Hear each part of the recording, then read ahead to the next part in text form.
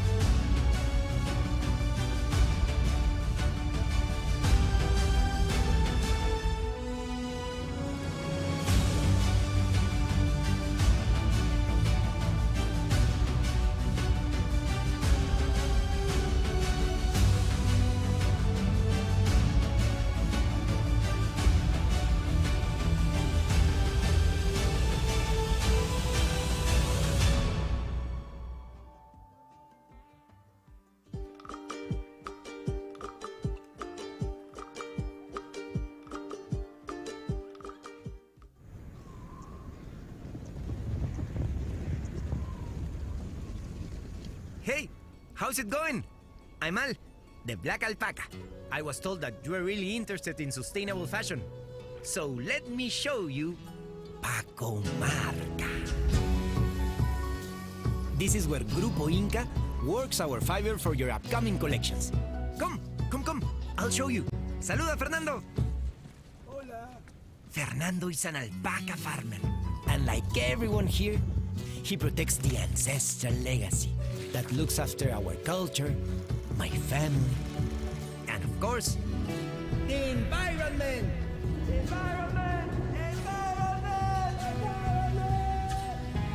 Here, there are experts who work with innovative and sustainable processes.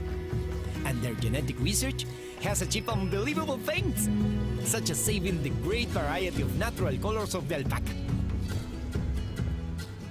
Like my black colored fiber. Oh yeah. Or creating an ultra soft and long-lasting fiber for the top brands in the world. Well, there really is so much to show you and tell you about Grupo Inca. But I don't want to take more of your time. I know you're a busy person, so if you want to know more, I'm leaving you this link. Bye. Take care. Ciao, ciao.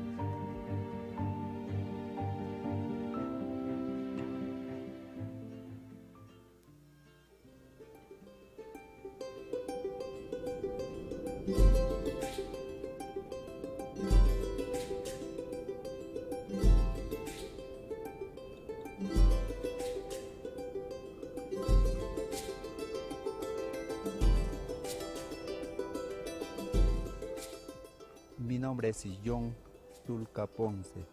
La Pachamama es para nosotros, merece nuestro gran respeto, ¿no? Porque en ello vivimos, convivimos con nuestras familias, también con nuestros animales. El animal que tenemos lo valoramos por su fibra, más que todo, ¿no? Y también nos da ese abrigo, y por ello a nuestros animales siempre lo respetamos, lo valoramos. Mi nombre es Darío Anconeira Seiko. La alpaca es nuestra vida, fuente de vida aquí en esta altura. Nosotros lo estimamos mucho a los animales porque nos da nuestra alimentación, nos da nuestra fuente de vida. Para nosotros el animal, la alpaca es como nuestra familia. Vivimos diariamente con la alpaca, lo estimamos mucho. En el Pachamama no habría alpaca, no viviríamos nosotros, no habría agua. Por ende, hay veces tenemos un reconocimiento a la Pachamama. Soy Mateo Macedo, trabajo en Clamasa hace 5 años, soy subgerente comercial en esta compañía. Considero que el proceso de trabajar alpaca es súper sagrado porque la conexión que llegan a lograr la naturaleza con los pequeños ecosistemas que viven alrededor de donde está la naturaleza de este animal, logra que podamos abrigar al mundo en general, ¿no? Somos el tercer exportador de fibra de alpaca y eso nos llena de orgullo saber que Hay personas con nosotros que tienen más de 30 años trabajando y que el crecimiento y la evolución de la empresa se viene gracias a que con sus manos hemos podido lograr crecer. Debería sentirse orgulloso, los peruanos deberíamos estar orgullosos de tener un animal tan noble y a la vez tan fino y que nos reconozcan desde el principio a fin, ¿no? Desde el trabajo que hacen las comunidades, desde el proceso que es el clasificado, con estas manos que son sagradas, las maestras, llegarlo a la parte industrial, ser muy cuidadoso con los parámetros para que llegue a un producto final que en el caso de Clamasa es el top. Clamasa busca directamente el trato directo con los productores alpaqueros porque estamos convencidos que son el inicio de la cadena y el que sostiene todo este negocio.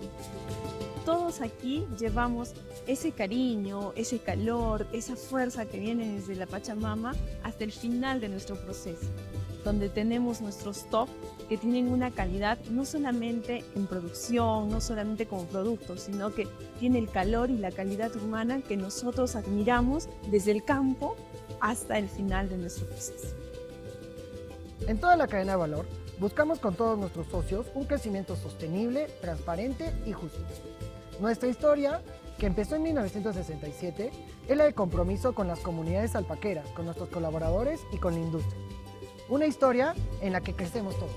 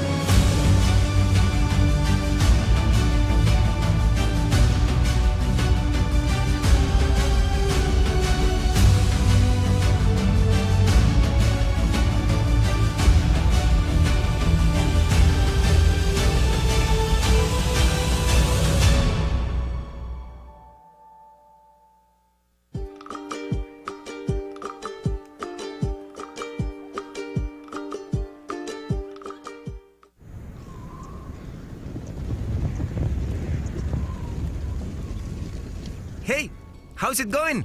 I'm Al, the Black Alpaca. I was told that you are really interested in sustainable fashion.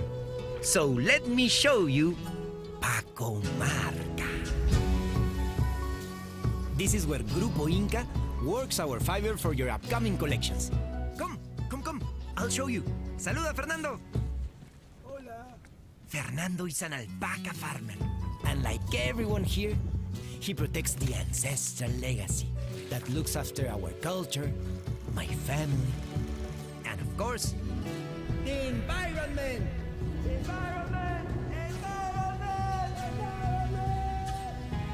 Here, there are experts who work with innovative and sustainable processes. And their genetic research has achieved unbelievable things, such as saving the great variety of natural colors of the alpaca. Like my black colored fiber. Oh yeah. Or creating an ultra soft and long-lasting fiber for the top brands in the world. Well, there really is so much to show you and tell you about Grupo Inca. But I don't want to take more of your time. I know you're a busy person, so if you want to know more, I'm leaving you this link. Bye. Take care. Ciao, ciao.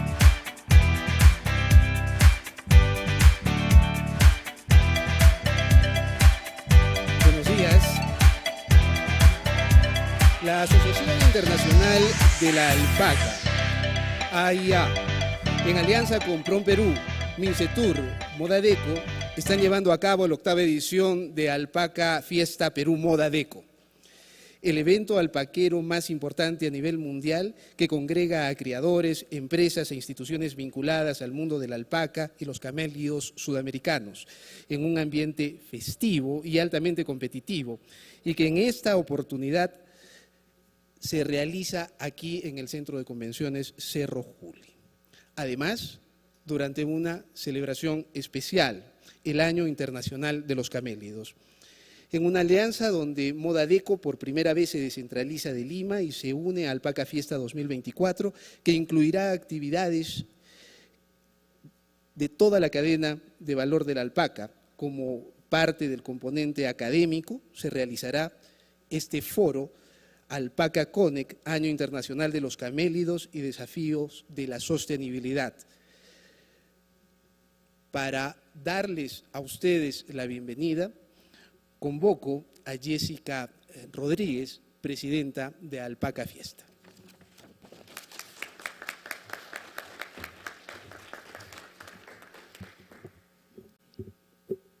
Muy buenos días con todos. Muy contenta de estar esta mañana con todos ustedes. En el marco del Año Internacional de los Camélidos, declarado por las Naciones Unidas, hoy nos reunimos en un momento crucial para la sostenibilidad de los camélidos. Además, fundamental para la biodiversidad y esencial para la economía, no solamente de nuestro querido país, el Perú, sino de millones de personas de todo el mundo que dependen de los camélidos a nivel mundial. Los que estamos aquí sabemos de las grandes dificultades y desafíos que tenemos, pero también de las muchas oportunidades que atesoran estas fascinantes criaturas como son nuestras queridas alpacas.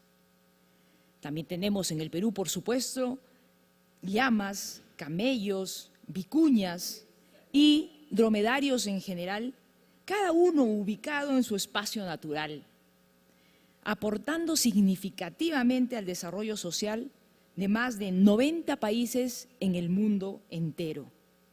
Quienes estamos cerca de los camélidos peruanos, en las zonas altoandinas, sentimos una conexión muy especial que va más allá de su recurso. Es un legado, nuestro legado ancestral, que además circula y se transmite de generación en generación. Las alpacas, por ejemplo, mantienen una relación casi familiar con sus criadores, y la calidad de su fibra, la durabilidad, la versatilidad, permiten dar rienda suelta a propuestas textiles de diseñadores, de marcas, de emprendedores y a la industria en general, que sigue remando para impulsar con mucha fuerza a este sector. En este camino, los ponentes que nos acompañan hoy, tanto científicos como expertos en todo el proceso de la cadena productiva de la alpaca, son nuestros grandes aliados, porque nos van a orientar y a aportar con un conocimiento científico a dilucidar la problemática y enfrentar a estos desafíos que todos sabemos que tenemos. Además, nos van a empujar para poder abrazar la innovación como un recurso amigable para la supervivencia de estas especies. La sostenibilidad de los camélidos y la investigación científica son dos caras de una misma moneda. Desarrollar estrategias de adaptación al cambio climático que golpea al mundo entero, impulsar el intercambio mutuo de conocimiento, investigador, criador, empresa, siempre será clave, tenemos que estar unidos. Además, el uso de técnicas innovadoras para mantener este ecosistema saludable y además para poder preservar nuestros pastizales. La aplicación de la mejora genética en las nuevas tecnologías que además siempre mantengan un respeto con el medio ambiente. Por lo tanto, promover el bienestar animal y otras formas de consumo responsable en el campo de la moda son algunos de los avances en estos últimos años. Todavía hay muchas tareas pendientes, que vamos a ir viendo en estos 2 días. Como se dan cuenta, proteger a estas especies es una forma de protegernos a nosotros mismos. En nuestro país son más o menos unas 180,000 familias que viven y que dependen económicamente de la alpaca. Por lo tanto, hoy día los invito a participar en este foro, a compartir sus ideas, a colaborar y a construir juntos un futuro más sostenible para los camélidos, en este caso los camélidos sudamericanos, y para todos aquellos que se relacionan con este noble animal. Arequipa, la ciudad blanca, y los que hemos organizado con tanto cariño este evento, les damos la más cordial bienvenida. Muchas gracias.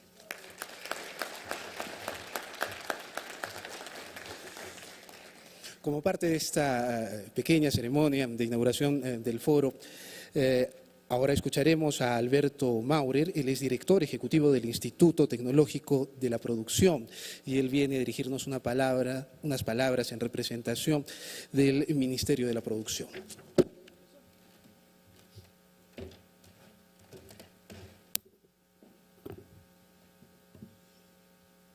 Muy buenos días con todos, es un placer estar acá con ustedes. Mi nombre es Alberto Maurer, soy director ejecutivo de un instituto público que se llama ITP, Instituto Tecnológico de la Producción.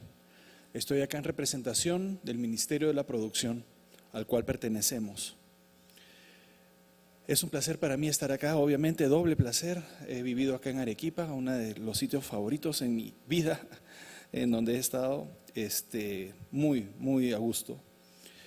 Esta es la 8ª Alpaca Fiesta y tengo entendido que es la primera vez que se hace en alianza con Moda Deco, así que felicitaciones a todos los organizadores y todos los que han estado trabajando juntos para lograr que estos 2 grandes eventos se unan fuerzas y nos permitan estar acá con ustedes en esta oportunidad. También sabemos que durante las épocas del COVID ha habido una disminución en este tipo de actividades, así que es con doble gusto que uno está acá en este, no voy a decir relanzamiento, pero regresar a encontrarse con todos los amigos y revivir las conexiones y seguir trabajando por ese sector tan hermoso. Todos estamos trabajando juntos para celebrar no solo a todos los alpaqueros y toda la industria alpaquera del Perú, en todos sus ámbitos, que los pastores, que la ecología, que la performance de las alpacas, la competencia nacional, internacional, los procesos industriales, todo lo esmerado que los artesanos y los especialistas, lo esmerado del trabajo que estos señores y señoras especializados usan y dedican a esta excelente labor, y todos los modistos y comerciantes nacionales, internacionales, y finalmente el consumidor al cual nos debemos. Así que el estar acá celebrando el Año Internacional de los Camélidos es también una situación muy especial, y todo el trabajo previo que hubo para lograr que se nombre el año como el Año Internacional de los Camélidos. Yo he estado revisando la agenda del Año Internacional de los Camélidos y efectivamente hay algunas celebraciones en Dubái, en Arabia Saudita, qué sé yo, en Australia, alguna, pero ninguna como Perú. En Perú de verdad que lo hemos tomado a corazón y lo hemos llevado adelante, lo cual es excelente. Yo represento al Instituto Tecnológico de la Producción, entonces mucha gente me pregunta, ¿y ustedes qué hacen? Y la respuesta normalmente es, ¿qué no hacemos? Porque tenemos 30 centros de innovación tecnológica a nivel nacional dedicados a ayudar y apuntalar a todas las micro, pequeñas y medianas empresas o unidades productivas a que sean más prósperas. Esto quiere decir que ayudamos al diseño de plantas, ayudamos a mejorar su certificación, obtener certificaciones de calidad, obtener resultados de laboratorio, certificados, homologados o no, según lo necesiten. Los ayudamos a diseñar productos y en particular los ayudamos también con trazabilidad y muchos otros elementos que en muchos casos son de alta tecnología, pero los ofrecemos a toda la cadena productiva a precios súper módicos o gratuitamente. ¿Y esto por qué es relevante para la cadena alpaquera? 4 de nuestros CITES están exclusivamente dedicados a la cadena textil camélidos. Tenemos uno en Puno, tenemos uno en Cusco, Estamos por inaugurar uno en Huancavelica y tenemos uno acá en Arequipa. Este año, de enero a septiembre, hemos obtenido más de 6.700 servicios de alta tecnología brindados a unidades productivas de la cadena textil Camélidos. Y esto representa un casi 25% por encima de lo que logramos el año pasado, que fue uno de nuestros años récord. Entonces, para el 2025 tenemos metas aún más ambiciosas. Pero todo esto de números y localidades y dónde estamos y qué hacemos suena un poco seco, un poco árido. La realidad es bien sencilla. Tenemos un amigo nuestro que se llama Roque Maiwa, que vive en la frontera de Puno y Cusco a 5.000 metros sobre el nivel del mar. Se los presento, acá lo tengo en el celular. Roque Maiwa. Roque Maiwa es un pastor de alpacas y él poco a poco ha ido generando prosperidad para él y su familia con las esquilas cada vez más tecnificadas, el preprocesamiento y procesamiento inicial, primario, secundario de la fibra de alpaca, gracias a los servicios que le brindamos desde el CITE, y hoy en día puede colocar sus productos en los mercados más competitivos y difíciles a nivel global, gracias a un servicio en particular que le brindamos nosotros, que es trazabilidad a base de blockchain. Súper complicado, no importa, lo hacemos sencillo y les damos el servicio y lo usan. Así que los compradores, en donde esté, en Suiza, Canadá, etcétera, saben perfectamente que esa fibra no se mezcló, no proviene de otro lado y que tiene la calidad y estándares esperados. Eso es lo que hacemos en el ITP Red CITE a nivel nacional y eso es lo que queremos hacer para todos ustedes y sus amigos. Por favor, los que tengan interés en conocer más de lo que hacemos por la cadena textil Camélidos en el Perú, contáctenos. ¿Cómo contactarnos?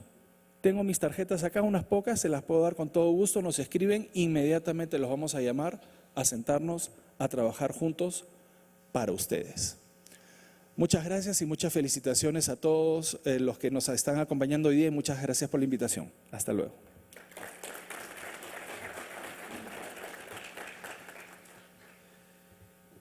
El Año Internacional de la Alpaca, digamos que de una manera oficial empezó el año pasado, a finales de diciembre, pero allí tuvo una importancia real las Naciones Unidas, que declararon este año como un año importante para que tengamos reuniones como esta. Yo quiero invitar ahora al coordinador de proyectos de la Organización de las Naciones Unidas para la Alimentación y la Agricultura en Perú, Gonzalo Tejada.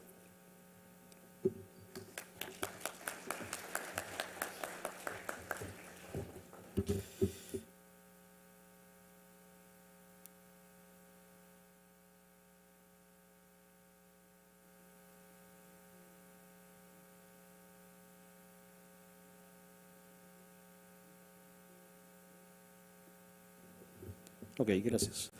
Presidente del Comité Organizador de la Alpaca Fiesta 2024, señor Alberto Maurer, director ejecutivo del Instituto Tecnológico del Perú y representante del ministro de Producción en esta ceremonia, y señor Mario Zúñiga, asesor del gobernador regional de Arequipa, distinguidos participantes, colegas, damas y caballeros. En primer lugar, deseo expresar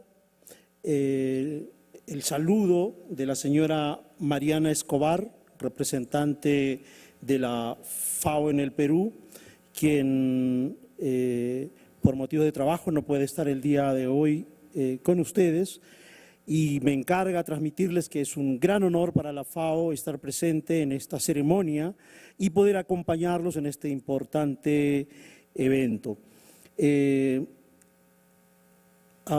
Me gustaría hacer notar que Alpaca Fiesta 2024 es un evento muy importante en el calendario del Año Internacional de los Camélidos 2024 y de manera muy especial este foro académico y Alpaca Connect que está centrado en el Año Internacional de los Camélidos y los desafíos de la sostenibilidad. Precisamente el Año Internacional de los Camélidos es una designación que busca reforzar la concienciación y el compromiso de la comunidad internacional con la preservación y el desarrollo sostenible de los camélidos. En particular, los camélidos sudamericanos no solo son un símbolo de la identidad cultural para nuestros pueblos andinos aquí en el Perú,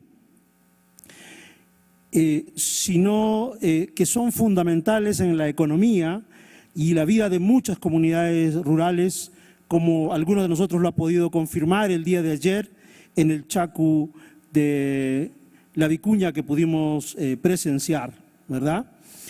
Su importancia se manifiesta a través de la provisión de fibra de alta calidad que es reconocida a nivel global, que duda cabe, por eso estamos hoy aquí, ¿no? Para hablar de la fibra de alpaca, ¿no?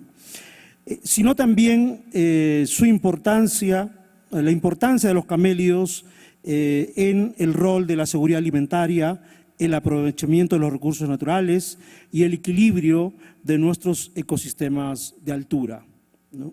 Donde pues, los camélidos o los pastos tienen un gran servicio ecosistémico al contribuir en la captura de carbono y regular el ciclo del agua. Es por ello que espacios como este foro académico, Alpaca Connect, son tan valiosos. La realización de este tipo de actividades nos permite profundizar en el análisis de los retos y oportunidades que enfrenta la cadena de valor de alpaca y también los otros camélidos sudamericanos, ¿por qué no? En este foro concluye la investigación, el conocimiento técnico, la experiencia de los productores, con el objetivo de abordar de manera integral los desafíos de la comercialización, la mejora genética, el desarrollo de productos innovadores y la sostenibilidad alpaquera. Este evento también es una gran oportunidad para reflexionar sobre el potencial de los camélidos en la generación de ingresos y el empleo para las comunidades rurales y sobre todo cómo podemos fortalecer la asociatividad y la resiliencia frente a los desafíos que nos plantea el cambio climático. Además, considerando que en el Alpaca Connect estarán muchos investigadores y la masa crítica de la cadena de valor, es importante tener en cuenta que tenemos no solo el desafío de hacer de la cadena de valor más sostenible, sino también de hacerla más equitativa. Finalmente, en nombre de la FAO queremos desearle el mayor de los éxitos la realización de la Alpaca Fiesta y en particular este foro académico Alpaca Connect. Estoy seguro que las discusiones y aprendizajes que surgirán de este evento contribuirán de manera significativa al desarrollo sostenible y la valoración de los camélidos sudamericanos. Muchísimas gracias.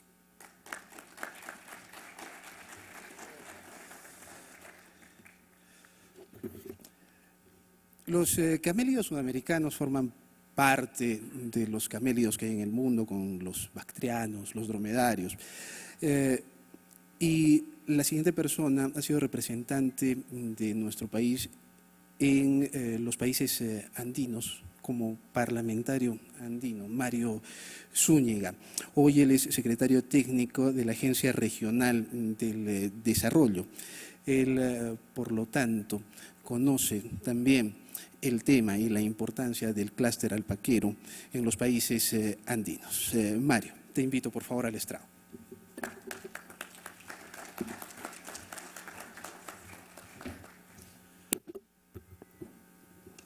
Muy buenos días, mi saludo a todos los presentes, a la digna mesa, mis respetos. En efecto, traigo primero el saludo del señor gobernador, el doctor Roel Sánchez Sánchez, gobernador regional de la región de Arequipa. Me relevan algunos comentarios, dadas las explicaciones tan didácticas y académicas que nos han hecho hace un momento. Sin embargo, yo quiero precisar un par de aspectos fundamentales. No se podría explicar la historia de nuestro país, la cultura de nuestro país, sin esta especie. Que dicho sea de paso, está grabada en piedra.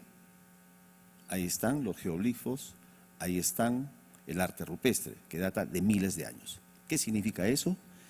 Que nuestra cultura se sustenta y se ha sustentado y se sigue sustentando en esta especie y en lo que genera esta especie, no solamente industria, moda, sino también aporta a la seguridad alimentaria, aporta con su fibra a la industria textil de primer orden y es un vector de comunicación de la cultura andina. Como muy bien se ha precisado hace un momento, estuve hace unos años representando a nuestro país en el Parlamento andino y como comunidad andina se tiene un alto valor a la cultura de la alpaca, a la cultura de los camélidos. En este año internacional de los camélidos, nosotros como gobierno regional y el Estado en su conjunto nos sentimos comprometidos con mayor aporte a este sector y subsector para que no solamente mantenga estos altos niveles de competitividad y de penetración en el mercado, sino que seamos los líderes, no solamente en Sudamérica, sino en el mundo. Como ya se mencionó, hay más de 90 países que dependen de esta especie. Pero no solamente tiene ese valor en materia comercial, sino también los servicios ecosistémicos que presta. Desde la introducción del bovino en Sudamérica, hay una presión sobre los pastos, un deterioro de los mismos, cosa que no ocurre, por ejemplo, con esta especie autóctona, que más bien, por sus características de tener como unas almohadillas en las patas, protegen los pastos y los suelos. Entonces, relevar esa condición de esta especie que nace de esta parte del mundo y que en el mundo genera también una espiral no solo de desarrollo, sino de transmitir cultura. Yo quiero en esta breve presentación expresar el saludo del gobierno regional a todos los organizadores, desde PROMPERÚ, pasando por todos los actores en la parte logística, etcétera, hasta las comunidades campesinas que son los soportes de esta especie que nos ha permitido ser un referente en el mundo. Muchas gracias.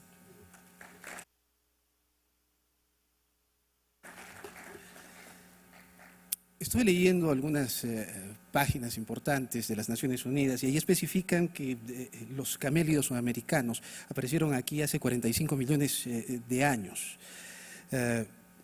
Tenemos el guanaco y la vicuña salvajes y tenemos a la alpaca y la llama que han sido domesticados. Hay mucha gente que dedica su vida al sector alpaquero. Pero hay otros que no solo trabajan en el sector alpaquero, sino que dedican su vida a promocionar y hacerlo mejor. Una de esas personas es, en definitiva, que es actual presidente de la alpaca, a quien llamo para que declare inaugurado este evento.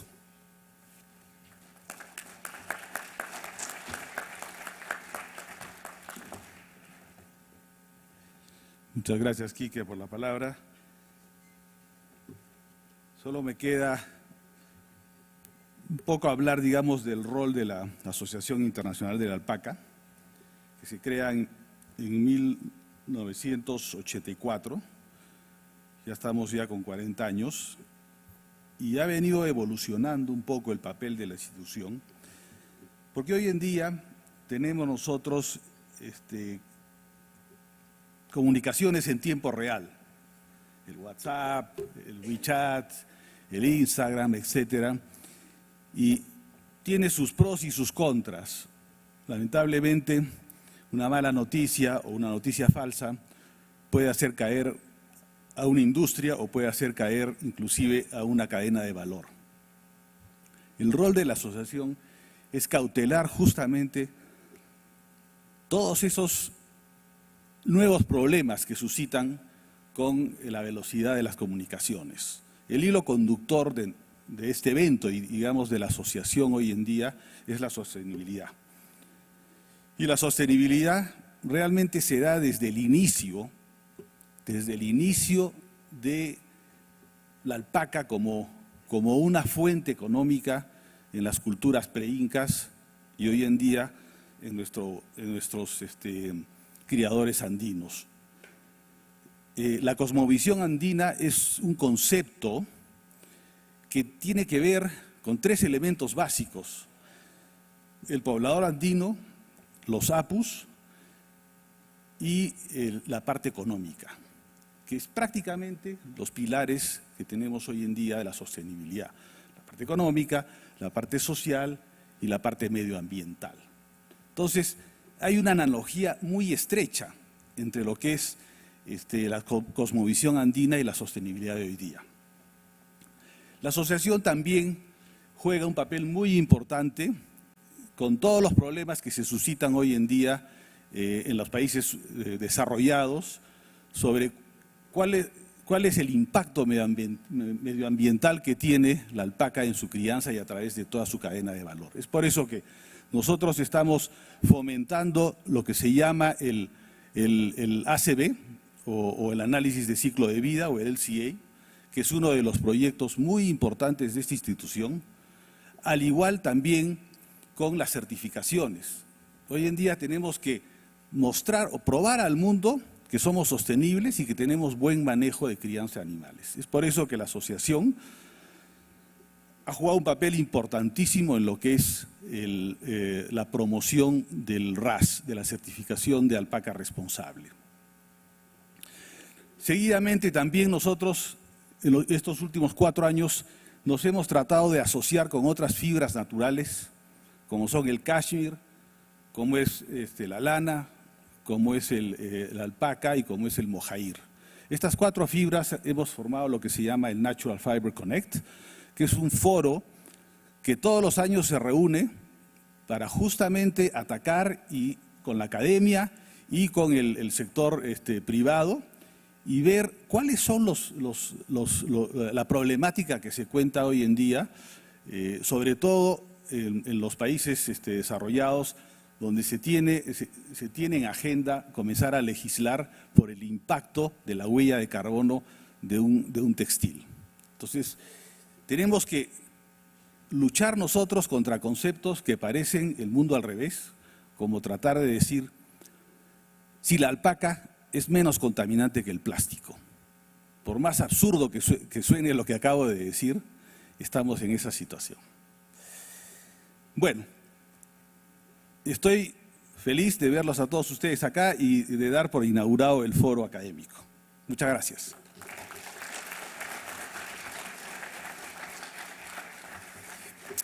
Quiero pedir un nuevo aplauso para todos los representantes que nos han hablado hoy en esta pequeña ceremonia de inauguración. Quisiera invitarlos, por favor, a bajar del estrado para tomar sus ubicaciones, para que podamos iniciar inmediatamente el eje temático. Primero me dicen que vamos a tomar una foto. Sí,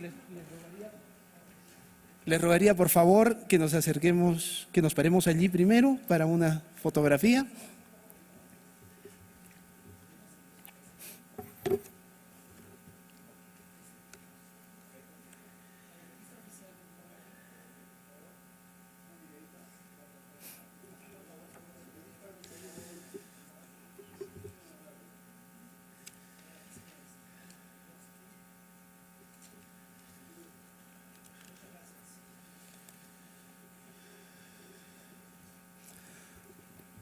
Bueno, vamos a iniciar el primer eje temático, Año Internacional de los Camélidos, en el contexto precisamente del Año Internacional declarado por las Naciones Unidas. Nuestro primer eje temático busca explicar la importancia de los camélidos como fuente de sustento en más de 90 países y concientizar sobre el potencial no explotado de estas especies que en condiciones climáticas extremas pueden producir fibra y alimento. En este eje temático tendremos 4 exposiciones. La primera Héroes de los desiertos y las alturas, alimento para pueblos y cultura. El segundo, pelaje del camello árabe, noble fibra del Sahara. El tema 3, camélidos a través del tiempo. Y la cuarta ponencia, retos y desafíos en el Año Internacional de los Camélidos. Inmediatamente quiero convocar, por favor, al estrado a la doctora Milsa López, que es coordinadora de proyectos regionales de la FAO en Chile, para su exposición Héroes de los desiertos y las alturas, alimento para pueblos y cultura.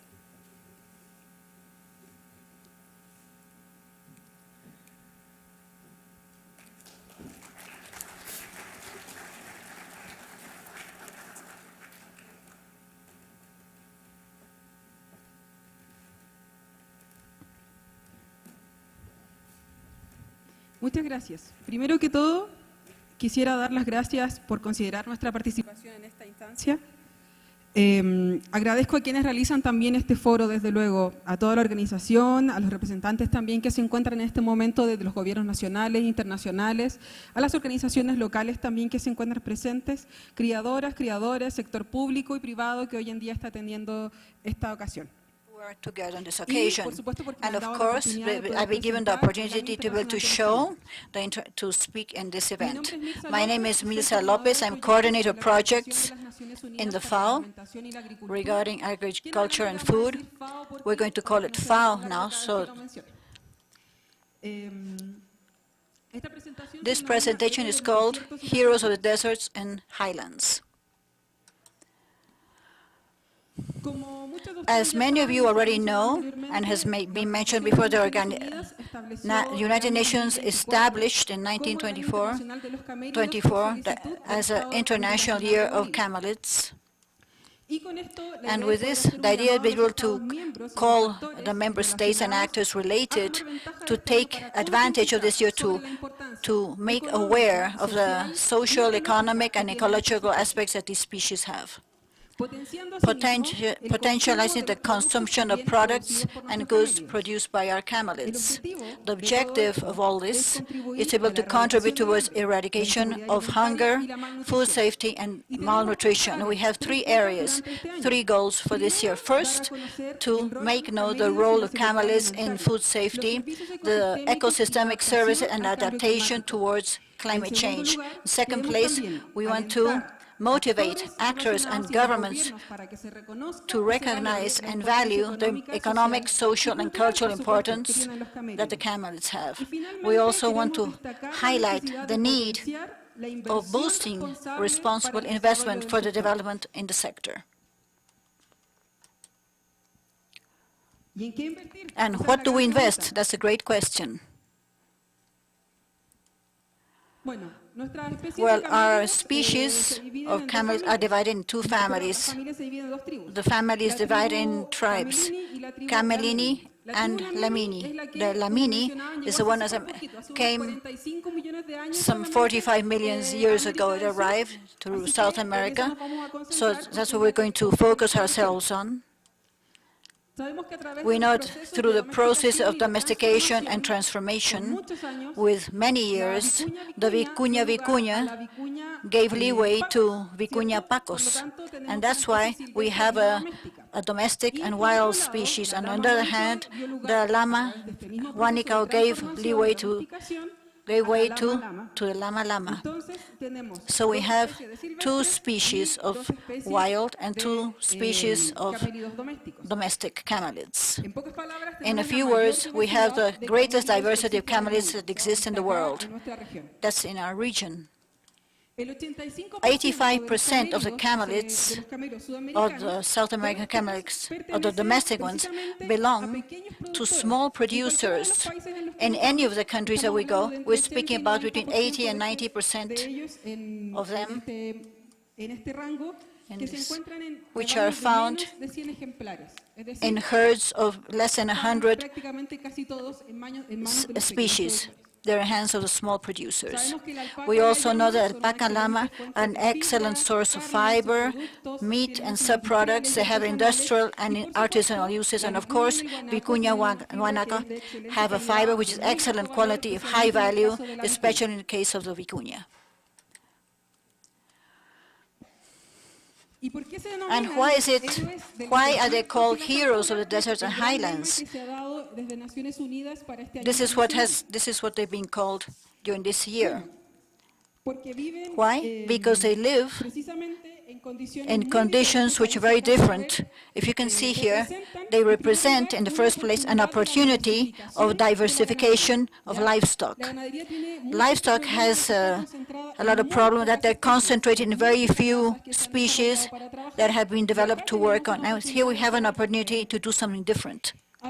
Apart from this, these species are adapted to a condition which are very extreme regarding altitude and low temperatures. On the other hand, they utilize efficiently the vegetable resources, and we also know that the pads that they have on their hooves soften their step on the ground, and it protects the grasslands, not as other animals. Apart from this, they contribute towards the maintenance of the highland grasslands. They're inside a critical ecosystem. On the other hand, they have an important paper in mitigation and adaptation towards climate change, and likewise towards the struggle against desertification.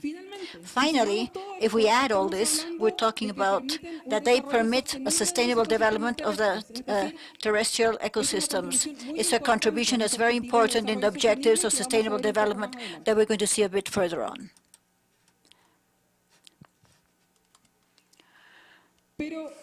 But it's worth asking ourselves, who are those who live in the deserts and highlands?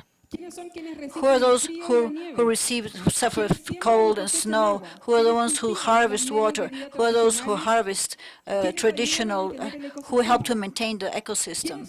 Who are those who survive to difficult social gaps, lack of access to transport and communications?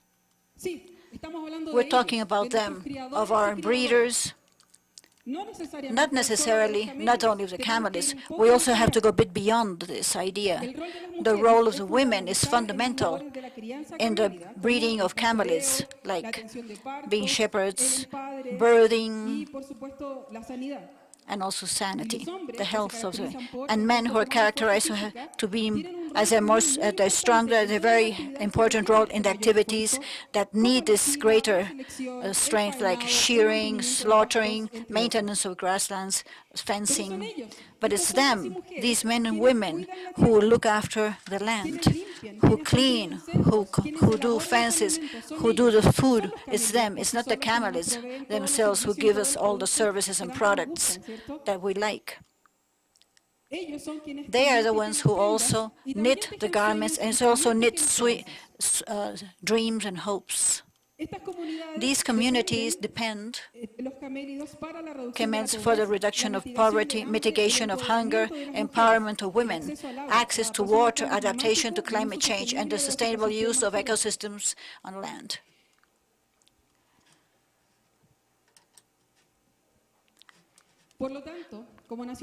As United Nations, we want to speak about our breeders and the communities that live in the highlands, because they are the key. Alpacas, people who work with alpacas, they're the ones who connect us with our camelids. All these people, they're the base of the productive change. Thanks to them, we have all these products that we love. Fine garments, handicrafts, charqui, they all come from what they do with their hands. And we also want to thank, because we're in Peru, and we know that Peru is the main producer of South American camelids worldwide. We're in a capital, we're in a planetary capital of production of camelids. And we want to transmit a very important message, because it's us who depend on the work of the communities. It's not the communities that depend on that we create a market, that we create the products. And of course, the most important, invest in the communities, invest in breeders, is to invest in sustainable development.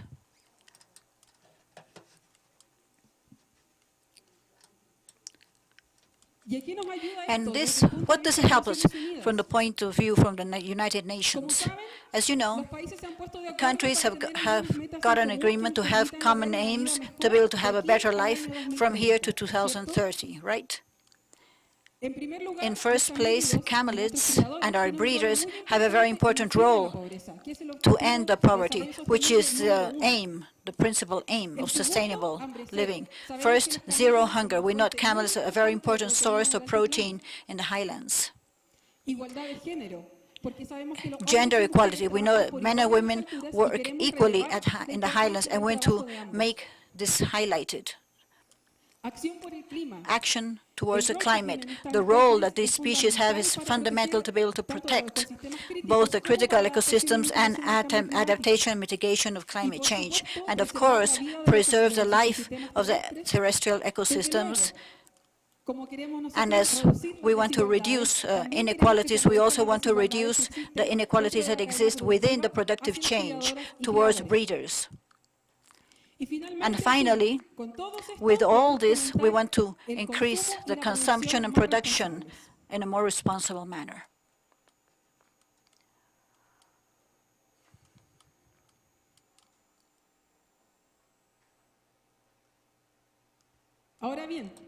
So we also have to say, what do we do?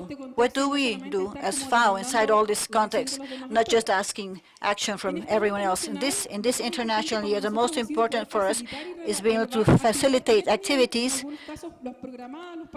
that were already programmed or proposed. For example, you know that in Peru, we had a national launch in Lima, which was, and also another national launching in Macusani, which is the capital of the alpaca world.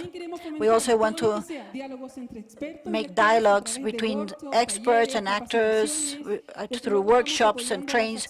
We support actions and strategies of the development programs that have livestock and South American camelids. We're going to programs, national strategies, etc. We also have some national projects which are important. In this case, they're very important initiatives in Bolivia also in Chile. In Chile, through the CIPAN, the camelid livestock is recognized as a patrimony, and it's proposing agricultural heritage worldwide. And also we have small projects regarding regional technical cooperation, and we're working directly with Argentina, Bolivia, Chile, Ecuador, and Peru.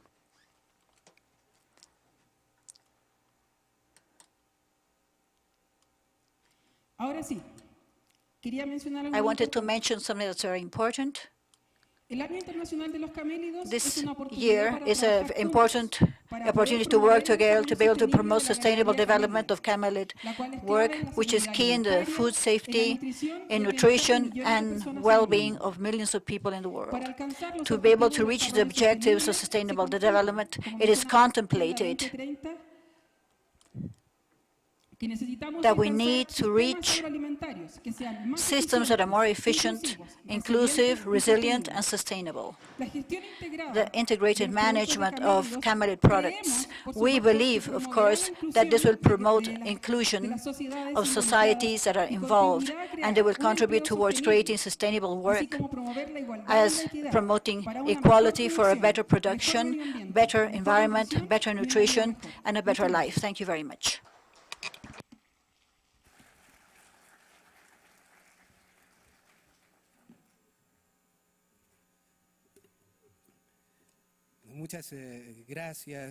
Thank you very much, Milza Lopez, coordinator in FAO Chile. It's a year of the camelids. The population of bacterian camelids, those with a double hump and quite hairy, and dromedarians, those of a long neck, has duplicated in the last 2 decades, something that seemed to me very incredible. They went from 22 million in 2021 to 39 million in 2021. 87% of the camels are in Africa and 13% in Asia. We're going to speak not of South American camelids right now, thanks to technology, we've been able to contact with Mohamed Samir Minadi. He's executive director of LEC in Egypt. And from Egypt, he has sent us the following conference. Buenos días a todos. Es un gran placer ser parte de este evento. Y me gustaría agradecer a la Asociación Internacional de Alpaca y a PROMPERÚ por su amable invitación. Como todos saben, el año 2024 fue declarado por las Naciones Unidas como el Año Internacional de los Camélidos, héroes de los desiertos y las tierras altas, para destacar su creciente importancia en las iniciativas globales de sostenibilidad. Sin embargo, cuando hablamos de los camélidos y sus asombrosas fibras de lujo, a menudo consideramos a cada miembro de los camélidos excepto a uno, el camello árabe. Y nos preguntamos por qué en 2017 tuvimos esta pregunta: ¿por qué consideramos a todos los camellos excepto al camello árabe? Nos tomó casi 8 años entender el porqué. Mi nombre es Mohamed Bidani. Soy un profesor asociado de Ingeniería Textil y Ciencia de Fibras, y soy el cofundador de la marca NUC, la primera marca de textiles de lujo hechos de pelo de camello árabe en el mundo. Hoy les compartiré nuestro viaje para construir esta nueva cadena de valor basada en el pelo del camello árabe. El camello árabe, el que tiene una jora, también conocido como dromedario, es un miembro notable de la familia de los camélidos, que incluye la vicuña, el camello bacteriano, la llama, la alpaca y el guanaco. El camello prospera en vastas tierras secas y modernos entornos desérticos, principalmente en la península arábica y África, con una excelente adaptación a los paisajes desérticos y una notable resiliencia ante el cambio climático, la desertificación y la escasez de agua. Es por eso que a menudo se le llama el héroe del desierto. Con 40 millones de dromedarios, esto representa casi el 80% de los camélidos globales, en comparación con solo 2 millones de camellos bacterianos, que representan solo el 3% de la población global. Además, es el miembro de más rápido crecimiento de la familia de los camélidos, distribuyéndose libremente por el vasto Sahara, abarcando el norte y este de África y la península arábica, en países como Chad, Somalia, Arabia Saudita, Egipto, Argelia y varios otros países. Mientras exploramos el camello árabe, nos preguntábamos ¿por qué la gente posee camellos? Pensamos que quizás era por movilidad, tal vez por su carne o por su leche. Aunque todas son razones válidas, nos dimos cuenta de que la respuesta no era ninguna de ellas. Las personas realmente poseen camellos como símbolo de prestigio y estatus social. Los crían porque tienen un fuerte apego cultural a ellos.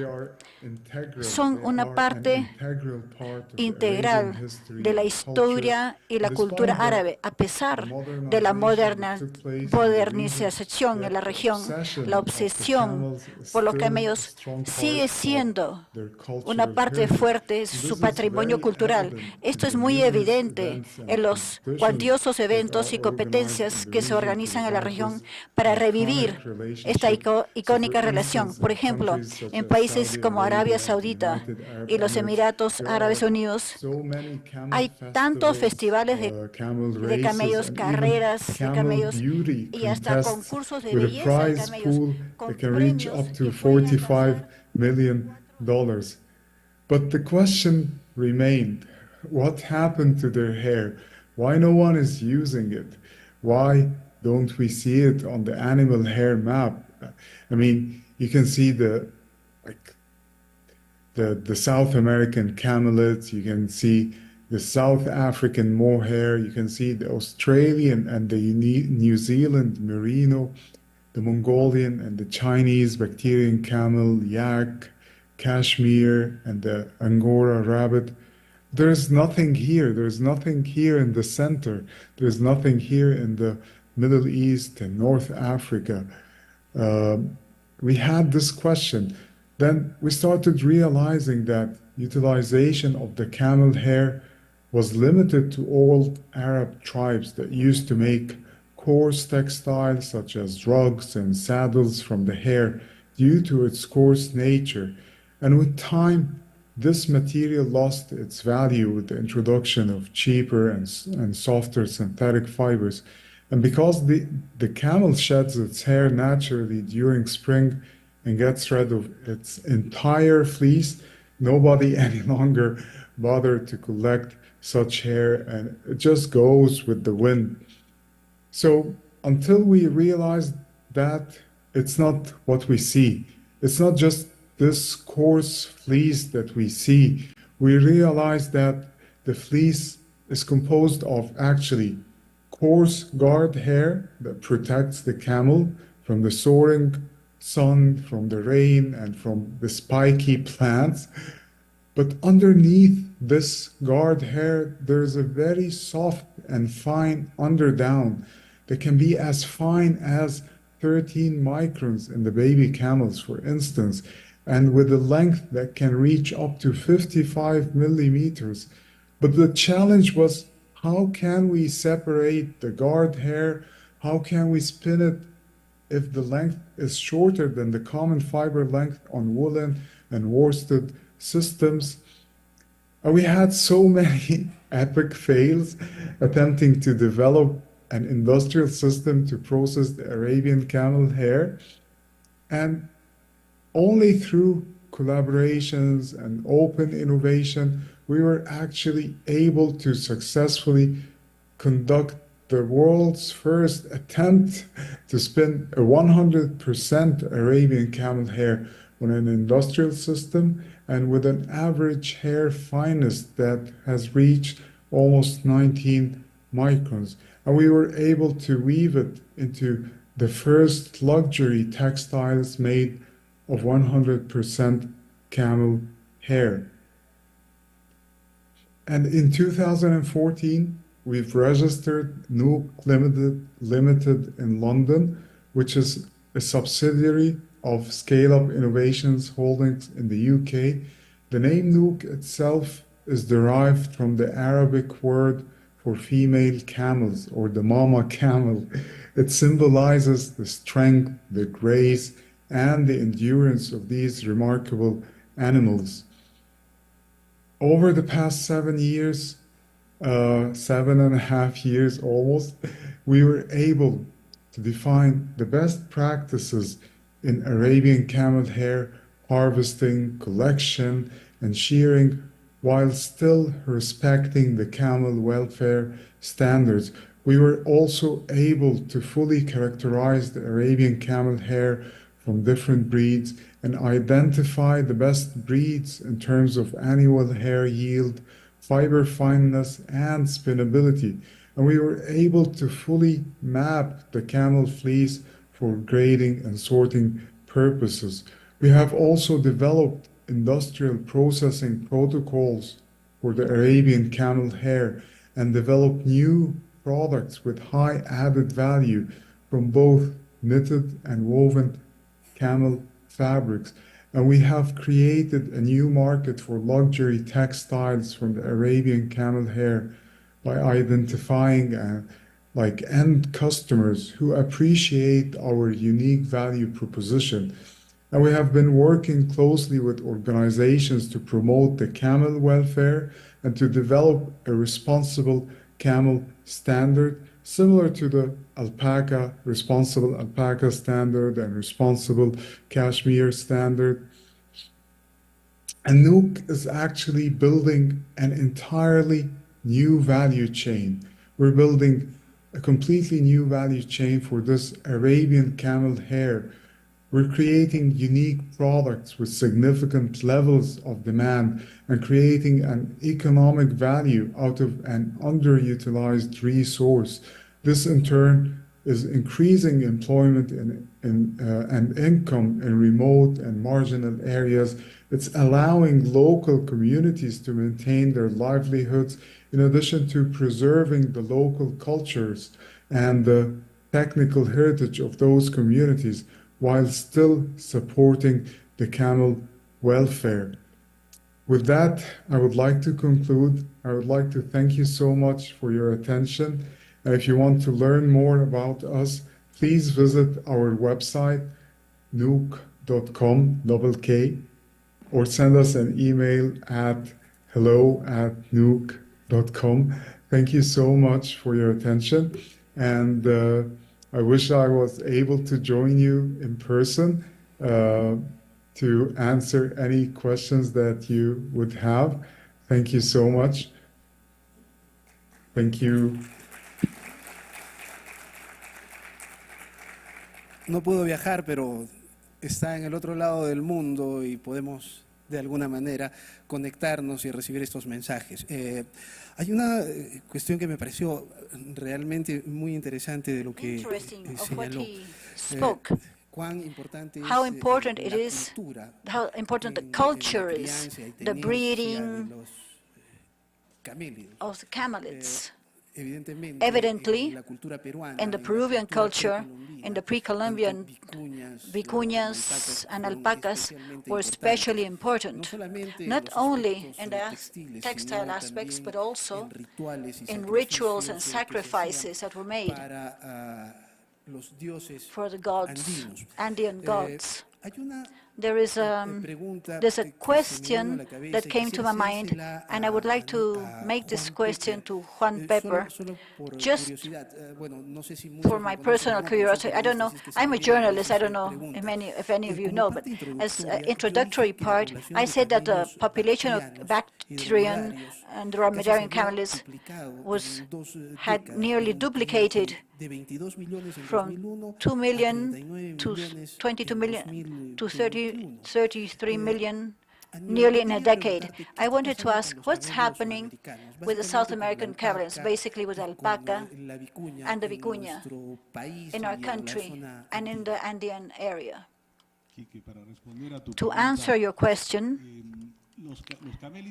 South American camelids have suffered alterations in their population, not at the rhythm of the Dromedarian or the Bactrian, but for example, we had as a starting point the vicuña, which 30 or 40 years ago had a population of nearly only 10,000 animals, but thanks to the laws that were given and during Fujimori's government, we managed to preserve the species, and today we have a species that's bordering nearly 500,000 animals in all South America.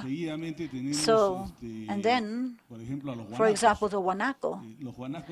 Guanacos today are concentrated on the frontier of Argentina and Chile. We have a population that borders 1,200,000, and it has already become,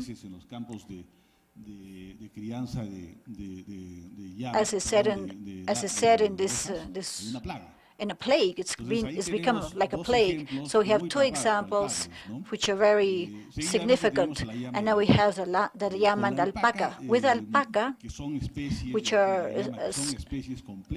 species that are completely domesticated, it has grown, but at very low rhythms. This border 2%, 3% annually. And there's also a very high mortality rate.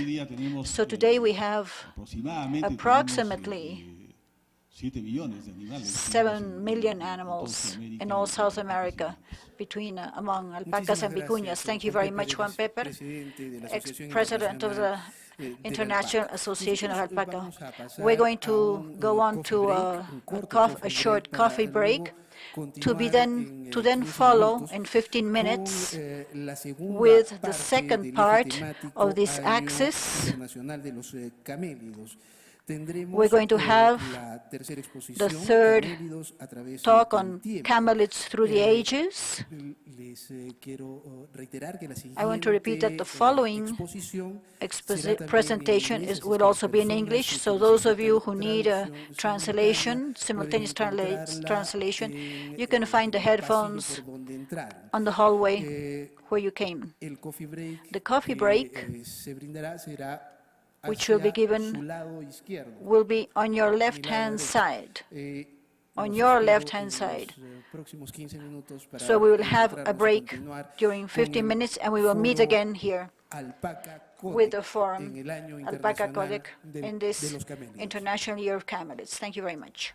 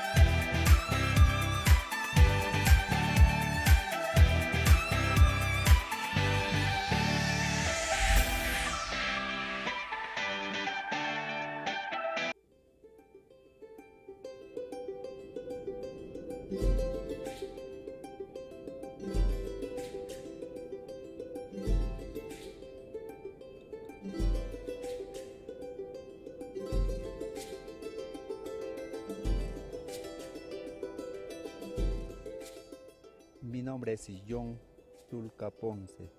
La Pachamama es para nosotros, merece nuestro gran respeto, ¿no? Porque en ello vivimos, convivimos con nuestras familias, también con nuestros animales.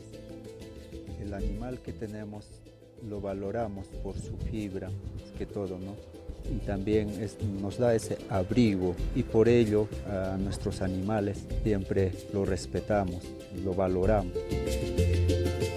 Mi nombre es Darío Anconeira Seiko. La alpaca es nuestra vida, fuente de vida aquí en esta altura. Nosotros lo estimamos mucho a los animales porque nos da nuestra alimentación, nos da nuestra fuente de vida. Para nosotros el animal, la alpaca es como nuestra familia. Vivimos diariamente con la alpaca y lo estimamos mucho. En el Pachamama no habría alpaca, no viviríamos nosotros, no habría agua. Por ende, hay veces tenemos un reconocimiento a la Pachamama. Soy Mateo Macedo, trabajo en Clamasa hace 5 años, soy subgerente comercial en esta compañía. Considero que el proceso de trabajar alpaca es súper sagrado porque la conexión que llegan a lograr la naturaleza con los pequeños ecosistemas que viven alrededor de donde está la naturaleza de este animal, logra que podamos abrigar al mundo en general, ¿no? Somos el tercer exportador de fibra de alpaca y eso nos llena de orgullo saber que hay personas con nosotros que tienen más de 30 años trabajando y que el crecimiento y la evolución de la empresa se viene gracias a que con sus manos hemos podido lograr crecer. Debería sentirse orgulloso, los peruanos deberíamos estar orgullosos de tener un animal tan noble y a la vez tan fino y que nos reconozcan desde el principio a fin, ¿no? Desde el trabajo que hacen las comunidades, desde el proceso que es el clasificado, con estas manos que son sagradas, las maestras, llegarlo a la parte industrial, ser muy cuidadoso con los parámetros para que llegue a un producto final que en el caso de Clamasa es el top. Clamasa busca directamente el trato directo con los productores alpaqueros porque estamos convencidos que son el inicio de la cadena y el que sostiene todo este negocio. Todos aquí llevamos ese cariño, ese calor, esa fuerza que viene desde la Pachamama hasta el final de nuestro proceso, donde tenemos nuestros top que tienen una calidad no solamente en producción, no solamente como producto, sino que tiene el calor y la calidad humana que nosotros admiramos desde el campo hasta el final de nuestro proceso. En toda la cadena de valor, buscamos con todos nuestros socios un crecimiento sostenible, transparente y justo. Nuestra historia, que empezó en 1967, es la de compromiso con las comunidades alpaqueras, con nuestros colaboradores y con la industria. Una historia en la que crecemos todos.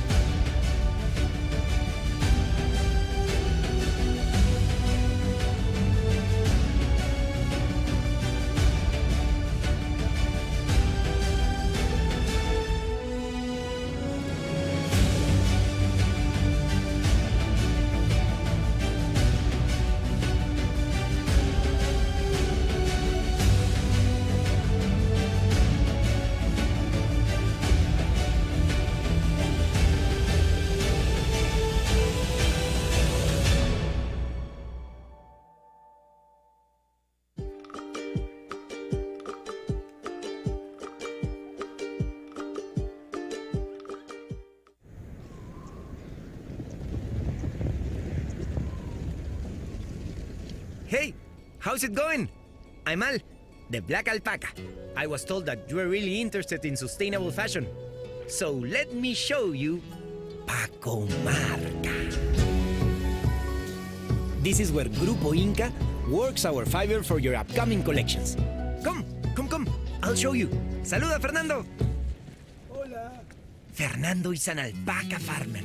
And like everyone here, he protects the ancestral legacy that looks after our culture, my family, and of course, the environment.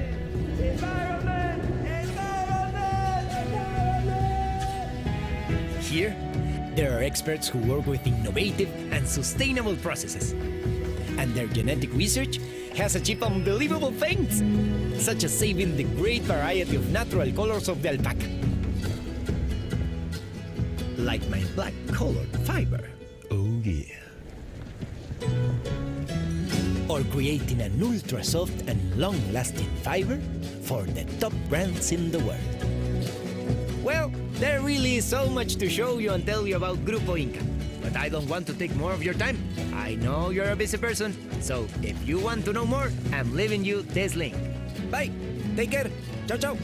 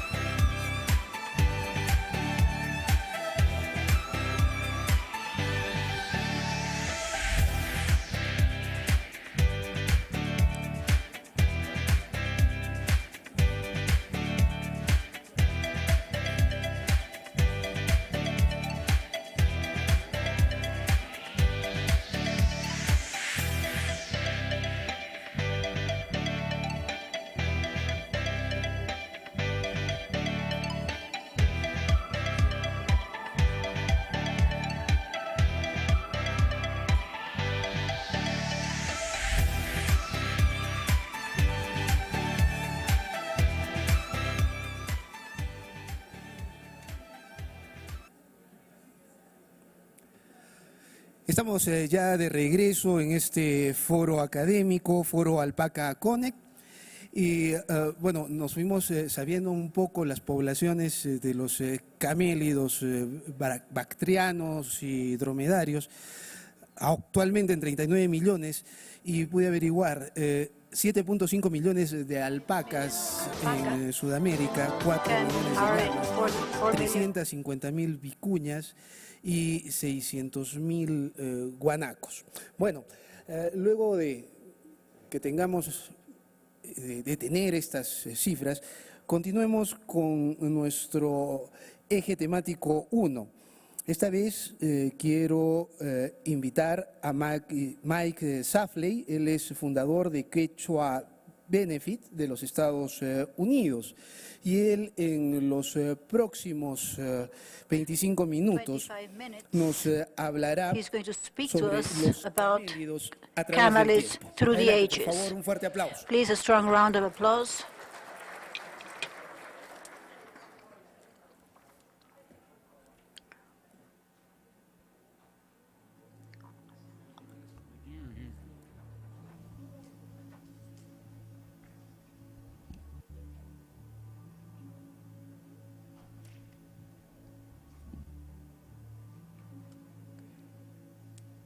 Can you hear me? Oh, there we are. Okay. Okay. Bueno, entonces yo voy a hablar acerca de los camelios a lo largo de los años, porque hay una conexión that we've already heard. And I'm going to start out. This is my father on a two-hump camel way back when he was in the llama industry. So I have a long history with the camels and with llamas and with alpacas.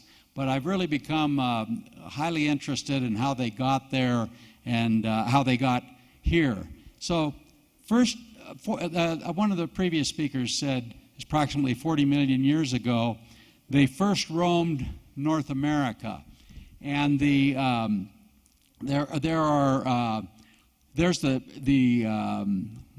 immigration or the migration charts and how they got to South America and when they got to South America. But they came from the Middle East, they came across the straits up above, they came into North America, and they were here in North America for a long time. And all the fossil records prove that all camelids, as the ones that came to, not camels, but camelids of the family, they originated here in North America. And we have fossil records in the tar pits in California and in Florida that prove and they time-dated their existence. And this is the one that was recovered in Florida, and by David Webb. He was a distinguished professor of vertebrate paleontology, and that's what his specialty was. But he found this intact. This is the most perfect example intact of a camelid that was found in Florida in the tar pits, and that was 9 million years ago. So 5 million years ago, they called it the giraffe camel because it was so tall. It went across the Bering Strait and to the east and became down to South America and became the modern day camel. That was 2 million years ago. They migrated to South America, where they became wild vicuña and guanaco. And those animals roamed all over South America, and they eventually became domesticated because the first humans came again across the Bering Straits to South America, and they were the indigenous people of the Middle East, and they came through Canada down to North America, and then they migrated down to to South America, and that was 20,000 BP, which is before the present. And so these animals then, when they, and another interesting fact, just an aside, the only animal that has been domesticated in North America is the turkey. In South America, they domesticated the guanaco, a lot of animals in South America were domesticated by the people there.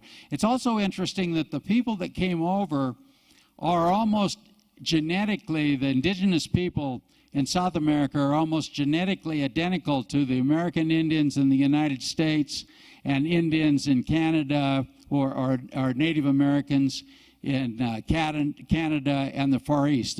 They're very, very close genetically. They're not from the Crusaders or the colonists. They're all genetically related. So then the big extinction happened, and all the animals, there's various theories on this, but all the woolly mammoths, the lions, what have it, they basically eradicated all the gigantic mammals that roamed North America.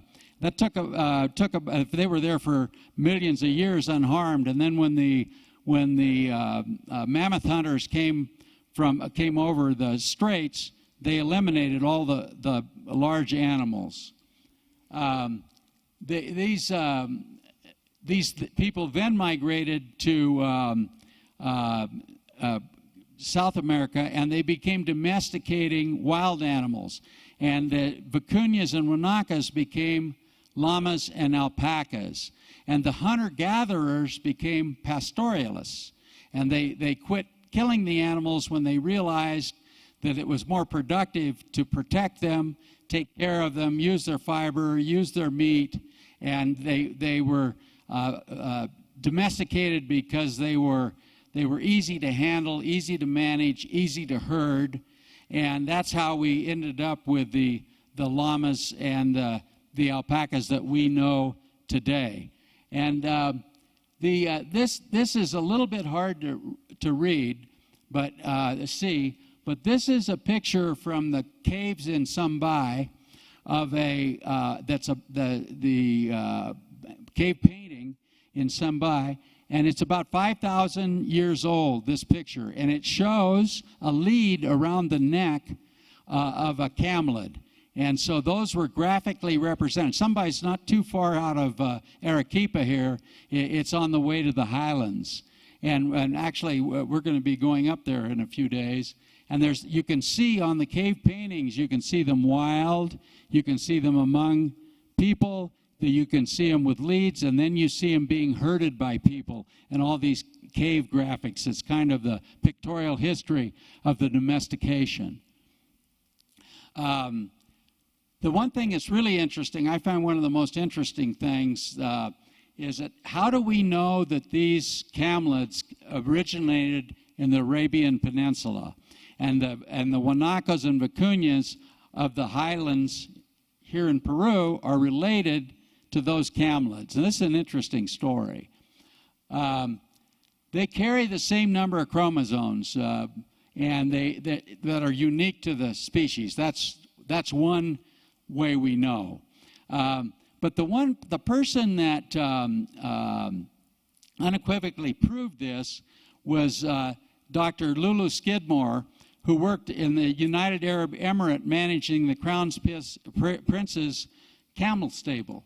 And she got the idea that that they were related, and she decided she wanted to prove their relationship. And so she got the Crown Prince to bring a guanaco from South America to her racing stables, and then they bred them. And she wanted to see if they would reproduce. And they produced this baby. This is the first baby. He's called Rama. And it was a cria from the Middle Eastern camelid and the South American guanaco.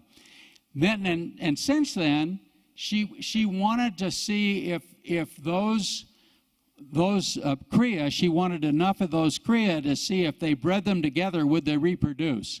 Because it's kind of like, I think it's a mule that comes from horses, but it won't reproduce itself. And so she was, I don't know exactly the relation with that. When I wrote my book about this, it was, I was talking to her all the time, and she was just passionate about seeing if that worked. So she basically proves the connection. This is another picture of my dad. He's an integral part of my history, and he's now here with a llama. I call it a little bit closer to a Wanako, but he's here with a llama, and so he's been part of my family history, and my association started my association with llamas and alpacas, and ultimately in Peru, and so I've now founded Quechua Benefit. We work in the highlands of Peru.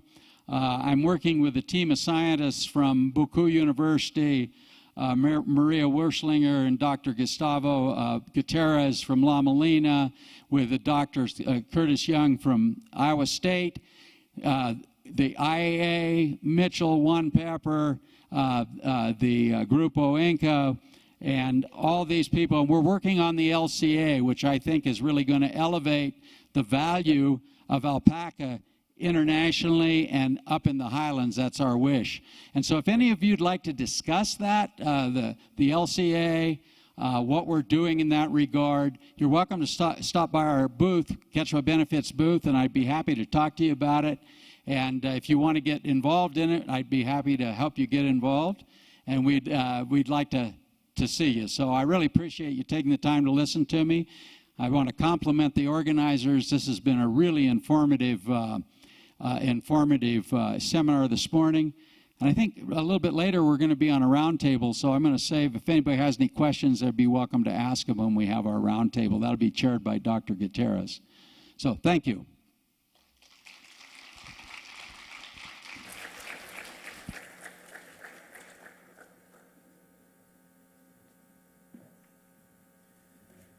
Tendremos oportunidades para hacer las preguntas en la siguiente etapa.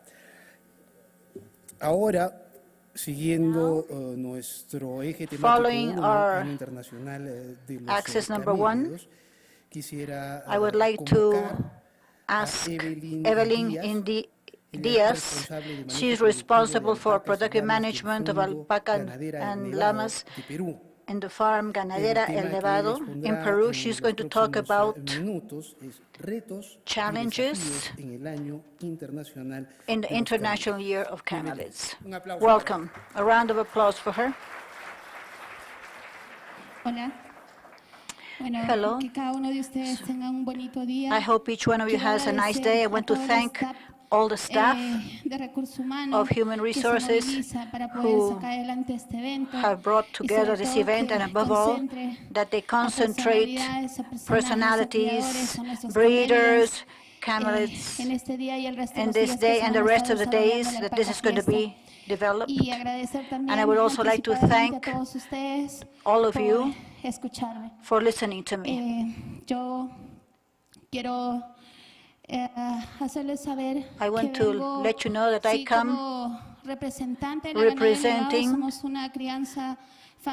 it's a family, we are a family that breed alpacas in Puno area, in the provinces of Melgar and Carabaya. It's a great opportunity that I have. But I also want you to consider that I'm the voice, not necessarily, I am the voice of those who live in the highlands, and we work with alpacas and llamas, and that we also live with them, with vicuñas and guanacos. My name is Evelyn Indira Diaz Salas. We develop ourselves in highland breeding. I have a topic that maybe it's quite challenging for me. It's a situation, there are a lot of people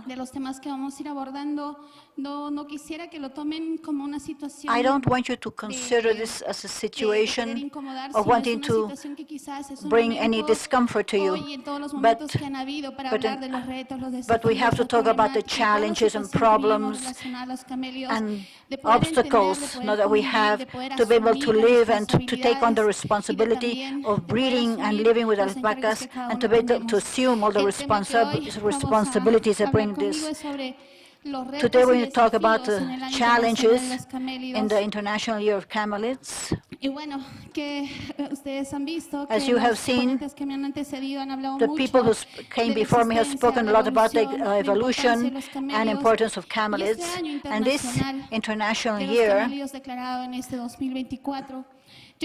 I want to begin with what Mike Safley mentioned. It's many millions of years have gone by since the origin of camelids and their antecessors. And it's 45 million years approximately in which you can see both tribes here and how the tribes have evolved and how they've located themselves in different parts of the world. And after 7 million years approximately, it's the first year that we all talk globally of camelids. And today we say 2024, this is going to be the International Year of the Camelids. It's 7 million years approximately accompanying a human being and ourselves. How many more years will we speak about them? How many more years will we share? Because before this, maybe only us breeders and specialists and researchers talked about this. But now, it's a worldwide echo. As Milsa was saying, the objectives of this International Year of Camelids are directly aligned with the objectives of sustainable development or the development of the Agenda of 2030. There's which are the objectives that this year has, and what are we seeking?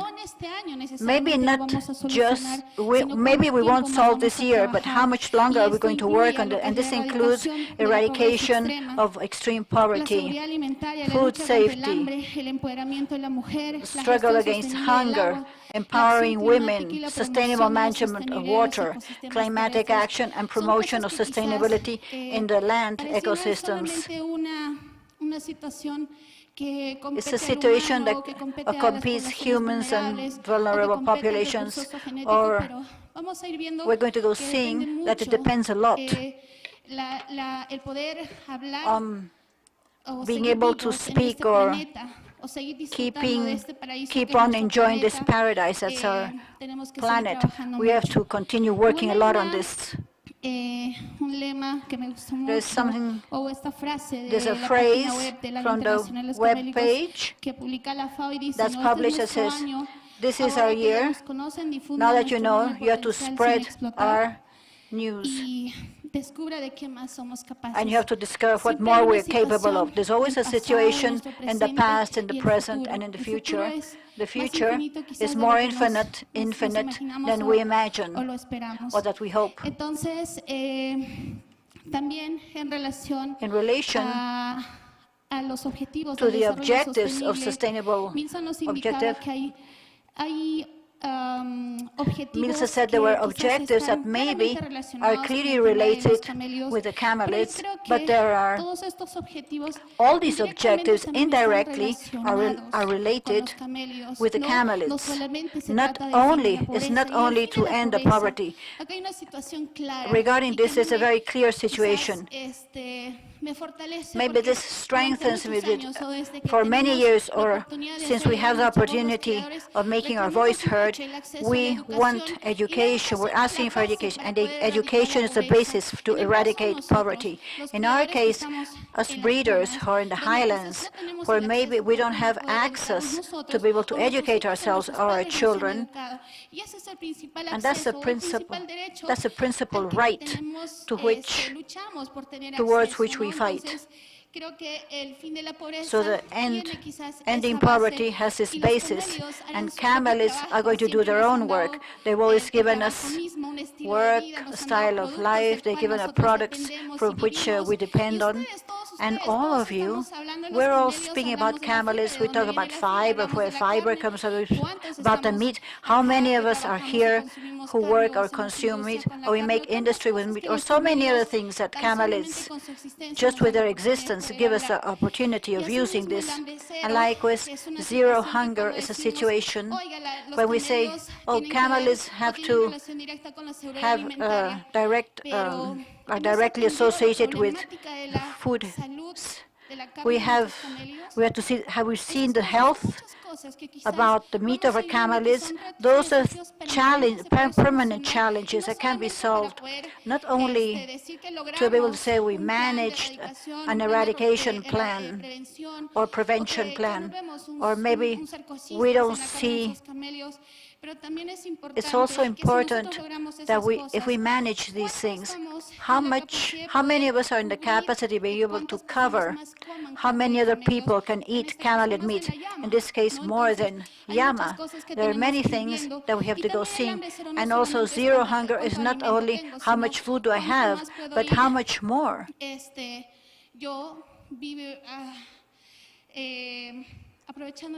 Taking advantage of the benefits, having the opportunity of taking advantage of our camelids, and so successively, I think that each of the objectives is related with our camelids. Here, I want to thank Bolivia as a country to whom probably people here have taken the initiative of doing a petition, and today all the countries, over 90 countries who work or that have camelids. If there is someone here from Bolivia, like Dr. Celsa, and over at the back there's someone, we thank you a lot for this initiative. It's important for us to thank you in representation of all the breeders, and maybe for all the rest who haven't had the opportunity of being here.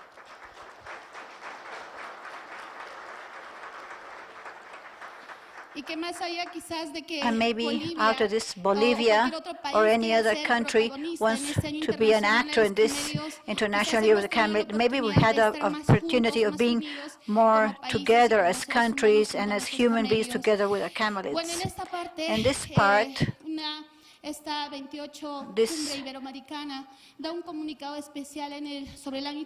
20 Ibero-American Summit gives a special message.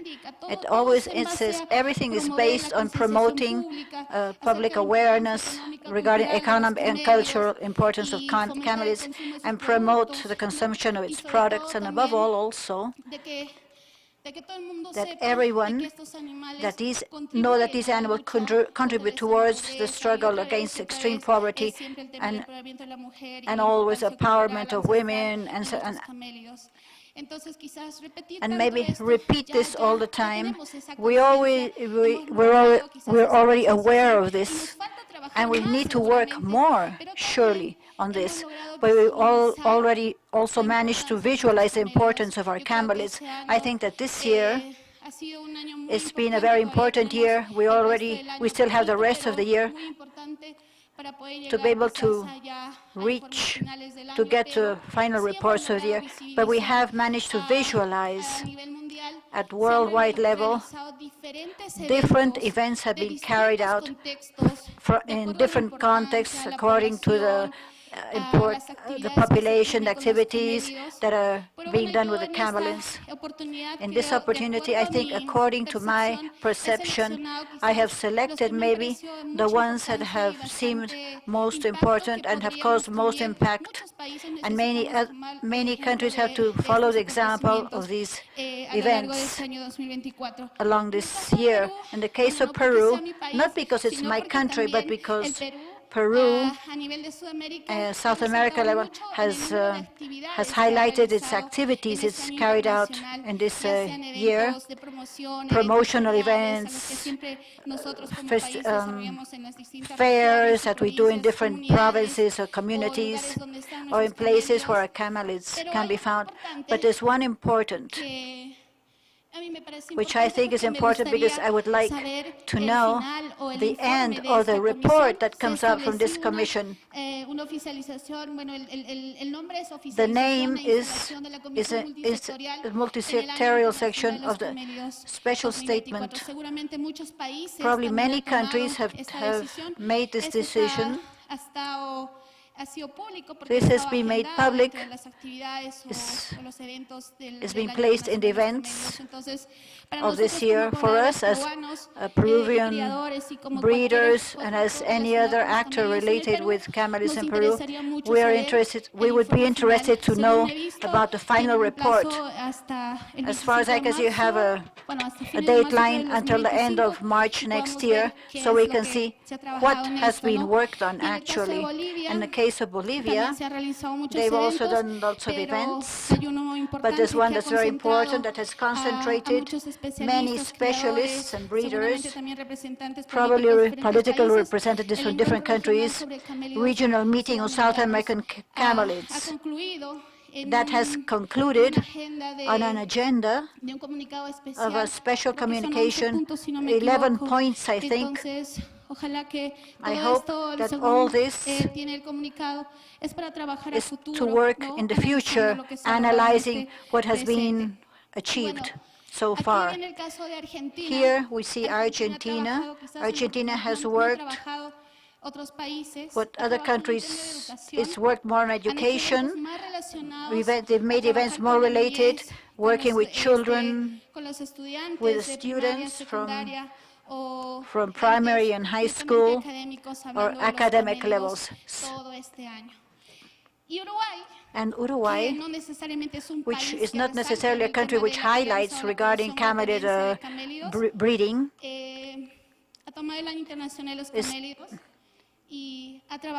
they have also worked with children, but in their school teachings, they've been informed about camelids, and they've done a very special, a very nice activity as children, and that's the basis of social sustainability, because many of us say, how is it that we can solve the topic of migration, social migration of the highland, of the breeders, that people migrate from the highlands and they go to the cities and there are less people breeding. I think it should start from here. We always have to have a culture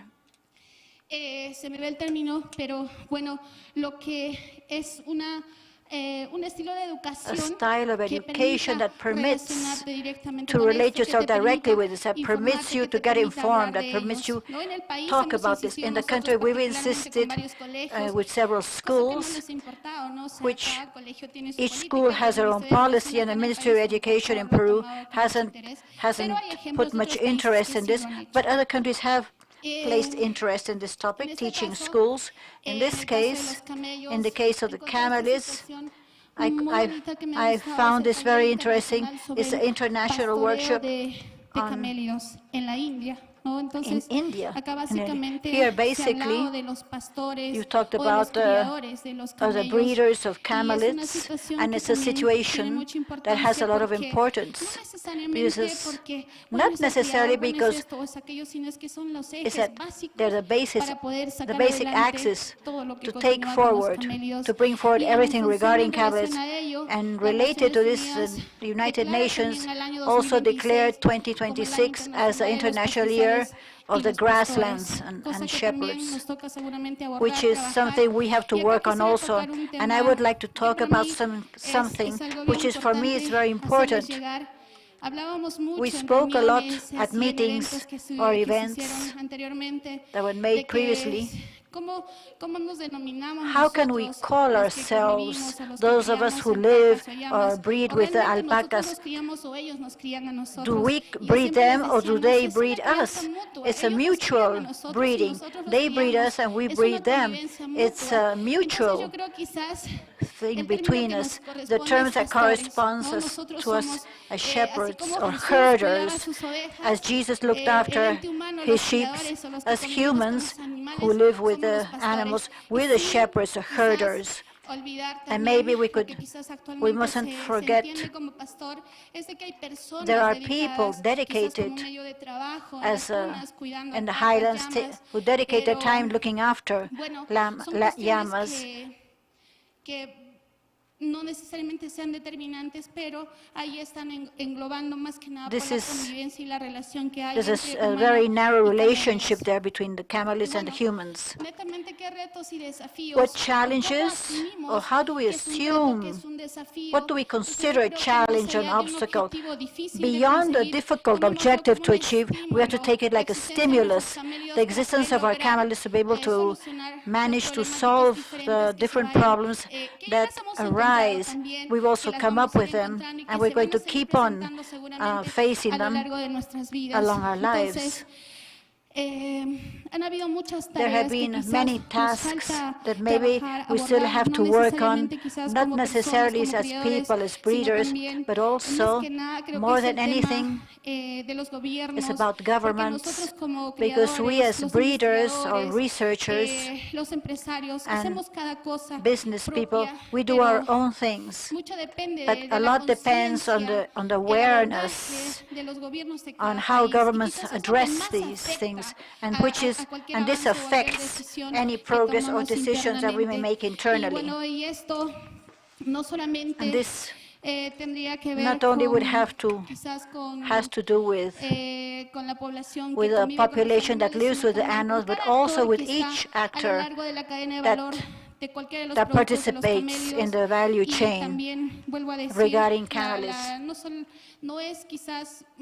It's not maybe not, but anyone who has this gift for research to identify problems and to find solutions related with our camelids. Not only them, but also a social topic, environmental topic, commercial-wise. And there are many things that we have been speaking about all this year. I've suggested this first challenge. I've called it Challenge 1, Respect Towards Life. I want to let you know that respect to life, I want you to understand that these ecosystems that house our camelids are the great reservoirs that humans consume. In South America, in Chile, in Ecuador, in Argentina, in Peru, our camelids are there, and we have great water reserves. In Ecuador, for example, where does all this water go? Towards the river, the lakes? And they're all a sweet water source. Respect to life stems from we can't dedicate our activities. We can't. The environment has a right to live.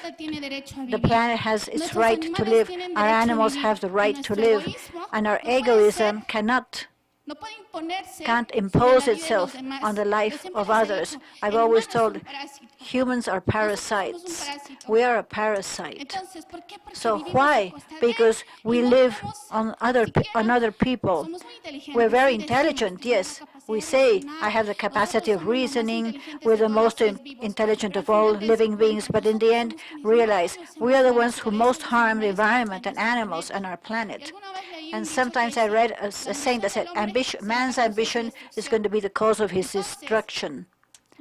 So we have to struggle, we have to fight to make people aware and to be able to be an echo, not only us who dedicate to camelids, but those who decide on their lives. Because the fight has to be a joint fight. We have to fight for the respect towards these ecosystems instead of to give life, not only to our camelids or our breeders or our highland population or ourselves, but the future. We don't have any right to take away this opportunity of keep on enjoying life. This is the main thing. The same goes for animals and for human beings like ourselves. I want you to see this, as Milsa said, Mike also said, everyone says, it's a balanced living together. It's a mutual respect. And our Andean cosmovision is not only making our payment to the earth, to the Pachamama, but it's our way and style of living.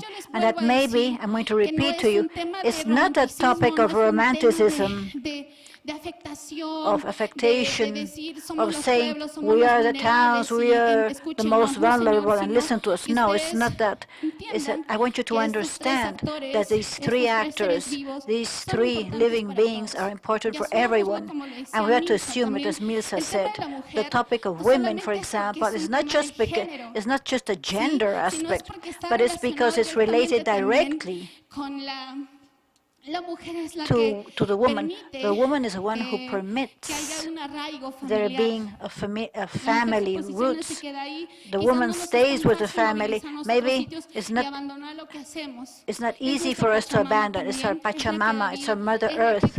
It's the one that gives life to everything. We have to strengthen this woman so she can strengthen her family, and the same goes not only at breeding level, but also at level of everything, the level of transformation, commercializing production of garments.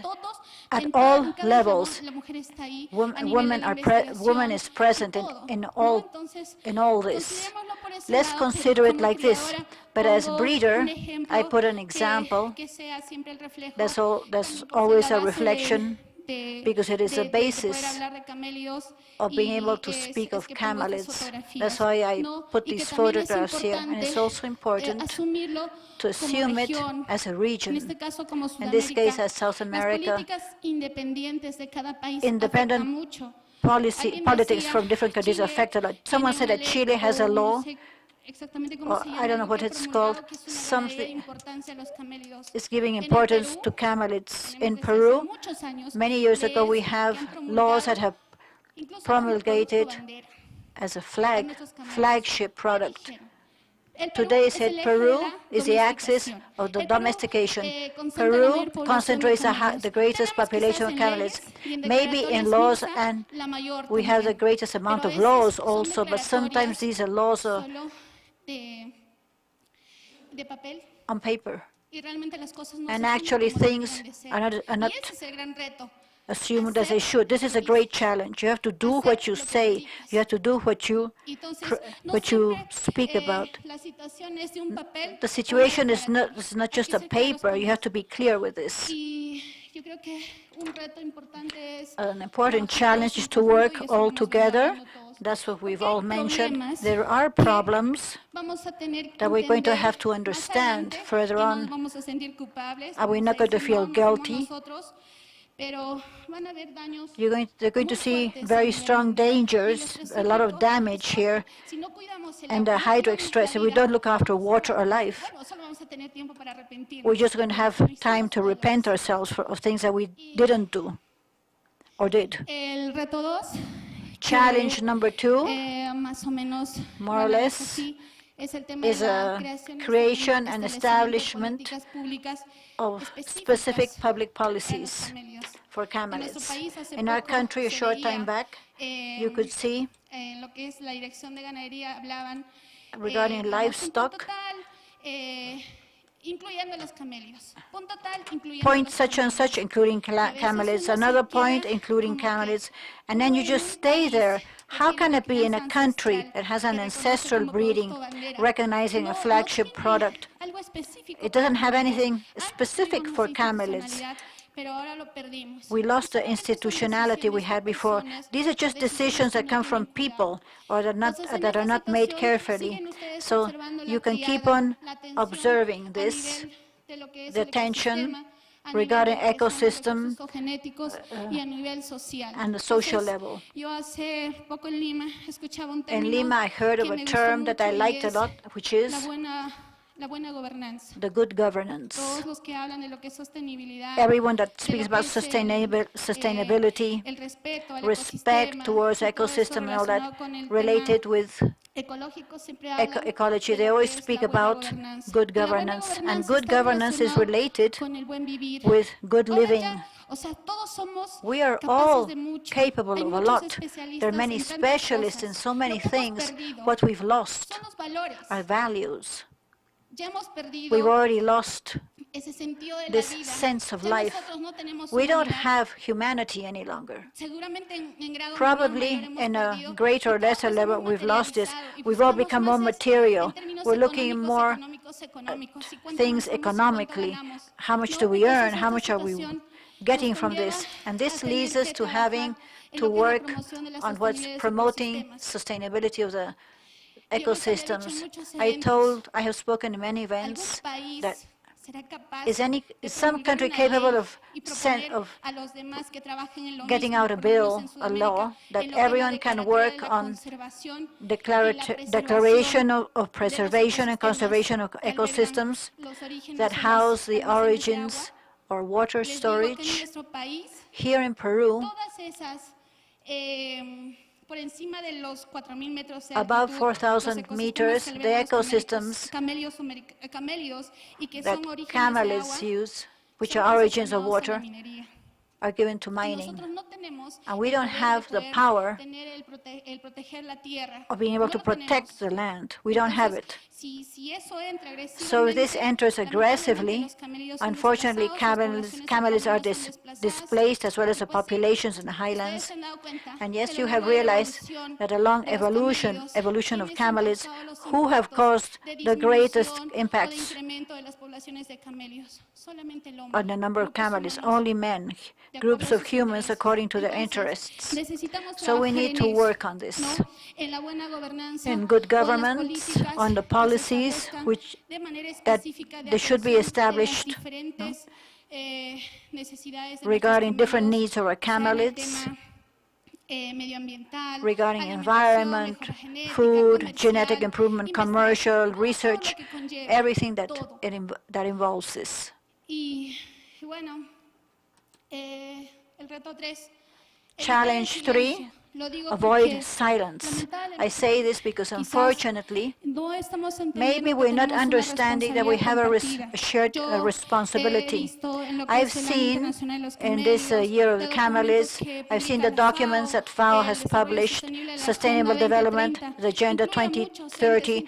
It involves a lot of international companies, national governments, regional governments, organizations, institutions, everything. But unfortunately, maybe we're not assuming this responsibility. And the worst of all is that we're not harmonizing and synchronizing our work. Why do I say avoid silence? I'm going to give you an example of what's happening in our country. Not talking about guanacos in Peru, not addressing and taking advantage of the benefits of guanaco. In Peru, is leading to the extinction of the guanaco. Something that's also happening, the opposite is happening in Argentina or in Chile. There are situations like this that damage our resources, they damage the ecosystem, and they damage also all the social plane when things are not addressed properly. We're talking permanently to keep on continue advancing. I want to give you an idea, maybe not necessarily mine, but we've spoken a lot. We talk about it among family and breeders. Talk about this year of camelids is ending soon in a couple of months, but we would like, we don't want it to stop here, to visualize, being able to visualize camelids. This has to continue, not just during this year. Maybe we need a paper that tells us you have to speak about camelids, you have to solve, you have to promote, you have to do this, you have to do that. And we don't have that paper in front of us, sometimes we don't do it. And if we do it, it doesn't have enough echo. We don't have we don't demand ourselves sufficiently to do this. It's an idea to be able to struggle to design international idea. No? This year hasn't even been over, and you're already suggesting it. But I think it's necessary to talk about it beforehand. And another thing is to talk about the International Center of Camelids, not necessarily as a Papaoy, the International Potato Center in Peru. We've spoken about it's not only about resources, but also culture, education, or preserving genetics, biodiversity, concentrating scientific research. How much have we spoken? There are scientific people here, and we've always said that breeders, or many of us who don't have access to internet, to reading, or we can't buy the magazine or book, or we don't have access to scientific journals, we say, well, what did the university do? This is just a lack of communication. I always use it. Let's look for mechanisms to communicate, not necessarily a magazine or a journal in English or in other languages. It could be videos, television programs, magazines that are accessible. What TV channel spoke this year about the International Year of Camelids? It's not a topic of economic interest, maybe. It's not because it's not a policy in a country or many others. And there's so many other things.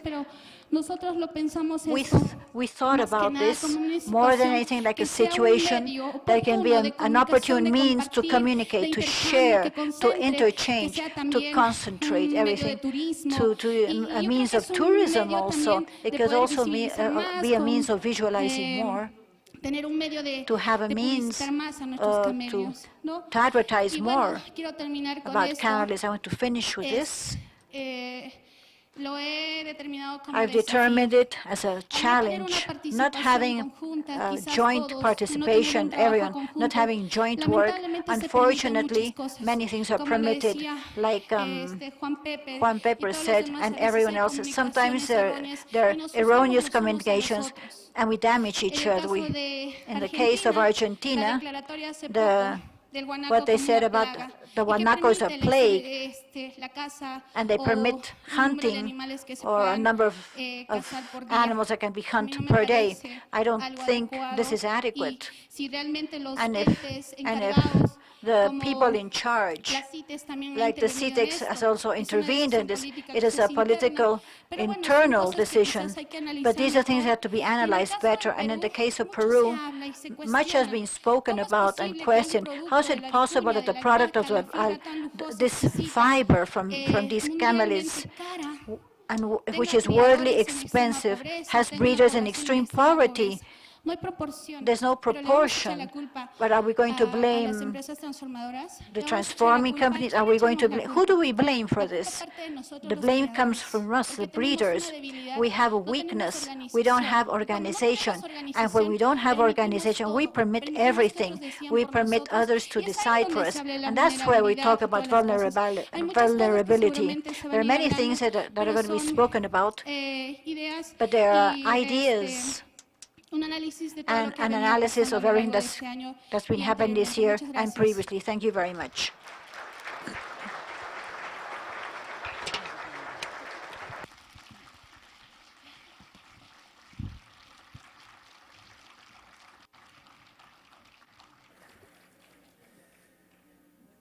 La siguiente parte en este the following part in this thematic axis son cosas importantes. Important things. It's going to be a talk where ideas are people are going to discuss among panelists. I would like to invite the moderator, Gustavo Gutierrez, who's the main professor of production, animal production, in the Agrarian University of La Molina in Peru. Panelists, Juan Pepper, President of the International Association of Alpaca in Peru, and Amanda Vandenbosch. She's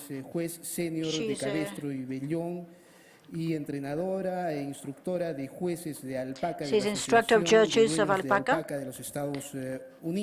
in the USA. I would also like to invite a Milsa López, Milsa López, Coordinator Regional Projects of FAO in Chile, a Mike Safley, founder of Quechua Benefits from the USA, y nuevamente, por favor, and again, a Evelyn Díaz, responsible of productive management of the farm Nevado, Peru.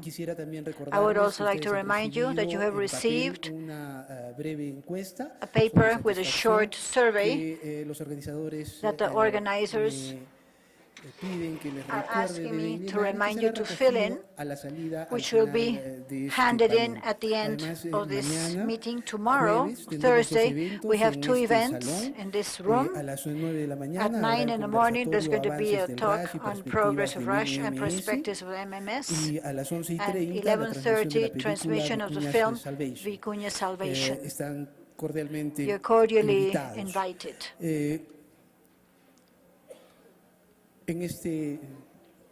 Bueno, creo que casi estamos listos. Okay, we are ready. Quisiera ya dejar en la palabra de este conversatorio al moderador Gustavo Gutiérrez. I'm going to leave this to the moderator, Gustavo Gutiérrez, Principal Professor at the National Agrarian University, La Molina, who's going to direct the panel por la próxima hora. Que le vaya muy bien. For the next hour approximately. ¿Aló, me escuchan? Sí. Bien, buenos días, ya casi good buenas morning, tardes. Nearly good afternoon. It's a bit ha sido muy grato para mí. Bueno, gracias close to 12. Thank you for the invitation, for moderating this topic of the International Year of Camelids, and also having listened some very interesting talks.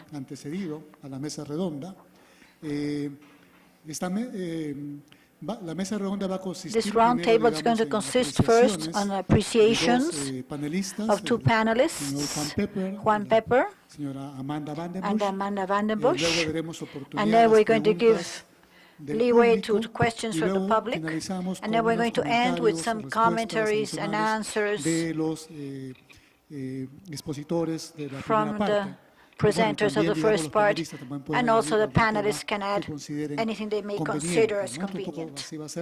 That's going to be more or less how it's going to go. So I invite Juan Pepper to make the first appreciations on what we have developed today in the morning.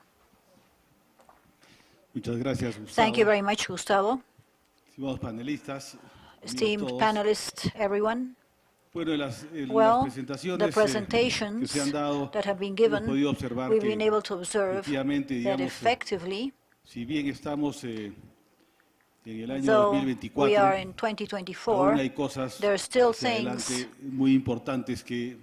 that are very important coming forward, which we have to work on. We have all the value chain, which todos los actores despite all the actors are trying to do the best, there are still things missing, especially regarding the breeding. The last intervention of Evelyn, whom I know for a long time, I know her farm, I know her family, I know that they've been dedicated all their lives to the improvement of fiber and to the breeding of alpacas. Unfortunately, many times they feel frustrated, and I recognize this frustration that Evelyn has, because not all the actors work in a team, and they don't do it adequately either. I think that the sector of breeding is one of the most one of the sectors that need most things. We have a serious problem, which is a renovation of the herding. We have less and less young people interested in herding alpacas, and they're going to the cities, they're migrating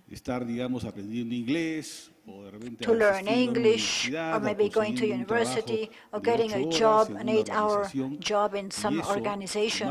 And this added to the quantity of farms that we have in the country, in a very short time, we're going to have serious problems of renewal of herding. I rescue that first point, which I think is a very serious point in all the value chain regarding alpaca. Yes, thank you, Juan. I have a lot of notes in my notebook regarding the previous presentation, and one of the topics was the future of the herding. What waits for us here with the migration, with the climatic change, the lowering the opportunity, what's happening to the grasslands, what's going to stay behind after this, and what Evelyn mentioned regarding the breeders. How should they strengthen themselves to face these challenges? And on the other hand, the investment that's made on behalf of the government, of the state, and the international entities. I've seen in one of the slides presented by the FAO, is that they talked about a responsible investment. How can we make this effective? Well, we're going to ask Amanda for her commentaries. Yes, thank you. It's Muchas gracias. Es mi placer estar acá. Realmente muestra cuán importante es la alpaca para todos a nivel mundial. Entonces, no solamente estamos trabajando en estos problemas. Individualmente hay que juntarnos para esto. Cada país tiene sus propios desafíos. Every country has its own challenges, but we need to have the communication. Listening to Evelyn Diaz's talk, you can see how passionate the breeders are at the root of the cause of breeding alpacas. And that's something we have to work together socially. There's something that Quechua Benefit has been working on as well with the LCA life cycle assessment and looking at the social aspect of that. So each country has to really come down to the core and look at what is important and how do we work together? How do we work together to help the breeders that are raising the alpacas? How do we bring in new evolutions to be able to sort the fiber, to be able to look at each of these animals and their value? And how do we take that in the supply chain, look at sustainability, look at social challenges, and put that all together as an industry? We are all here from around the world. We all have a common goal and a common passion, and that is the alpaca. So the communication there, taking that back to each of the countries, I think we need to work on together. Well, now we're going to give opportunity to questions from the public. You're going to be given a microphone if you need it. If you have any questions, I would like you to say your name, what part of the chain you come from, and go directly to the question. I don't know if you can hear me. The person who wishes to make a question can raise their hand, please.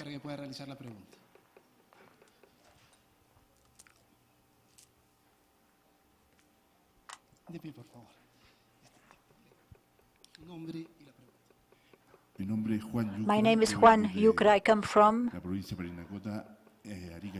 Arica, Chile. The topic of depopulation in the Arica mountain chain in Chile, it's already a reality. There are no young people. So here, people in Peru has more possibility because you have industry. So at least how could this be solved in Chile? But you also have this problem having industry. So I'm perplexed about this. If there is industry here, another thing you said that you don't get enough rent. People don't get enough income. The breeders don't get enough money. The breeder should receive more money for its work. Wouldn't that be the solution? My family emigrated from the highlands. They go to the coastal cities where there is possibility of studies, and the matter of economy, that the people can have money to be able to live on. That's basic. So I would like to know, what is a visualization? How could you resolve all this migration that's happening in the highlands? The solution, I can't see any solution to this.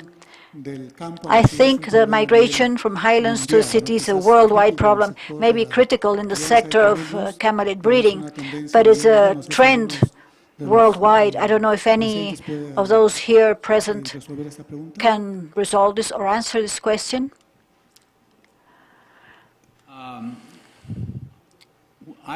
Yo he estado trabajando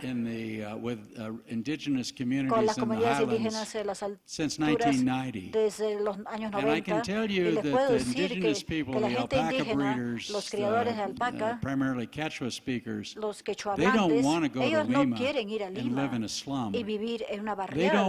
Ellos no quieren dejar las alturas. They want to stay where they are and where they've been for thousands and thousands of years. There's one very simple problem. They're not paid enough for their fleece to have a future for their children. The children would stay. They would manage the herds would grow if they were paid a fair price for their fleece and for the labor that goes into it. And I think we have to do a hard examination of how we increase the value of the fiber to the individual farmers. And I'm talking specifically about breeding families that manage 20, 40, 50, 100 animals. That's where 85% of all the animals are raised. We have to raise the price of the fiber for those families, and the problem will start to resolve itself.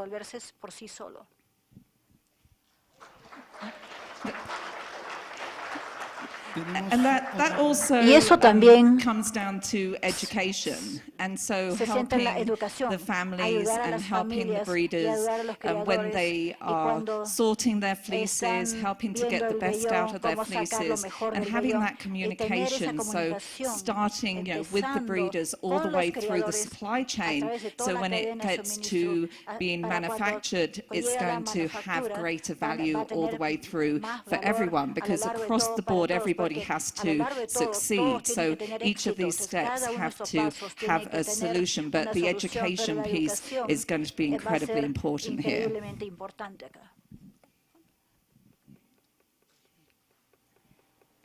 Bueno,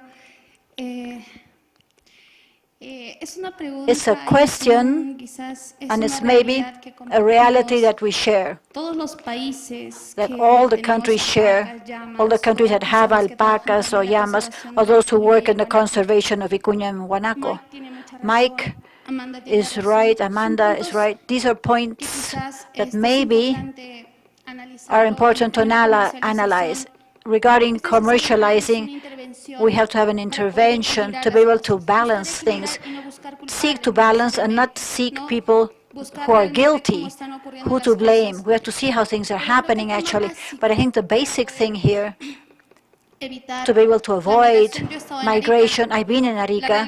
The reality of Arica is the same as the one I've seen in Ecuador, in the Chimborazo, or the ones that we live here in Peru, or probably is lived also in Argentina. I haven't been there yet.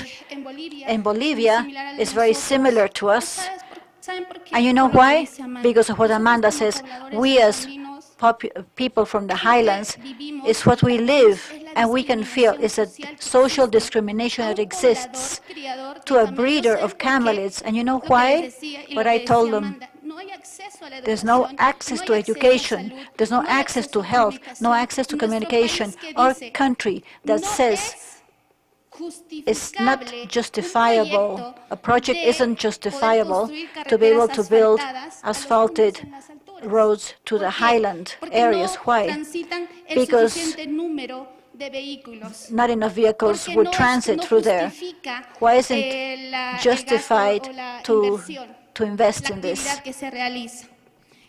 But, however, I don't know how to call this, but wherever they go, they say an important product that's very big economically is camelids or alpacas. And when we want to ask for investment projects that help us to develop this, unfortunately, we don't get anything. Mike, Amanda, Juan, Doctor, all of those who have visited a country that isn't South America, they know perfectly well that any livestock has they have access to their farms, and we're not permitted this. We don't have a radio, a television, a telephone, a cell phone to communicate ourselves. And education is a basis to eradicate poverty. And that we don't have access to this education. Our education is discriminatory. It is limited. It doesn't have any quality. Why? They give us a school.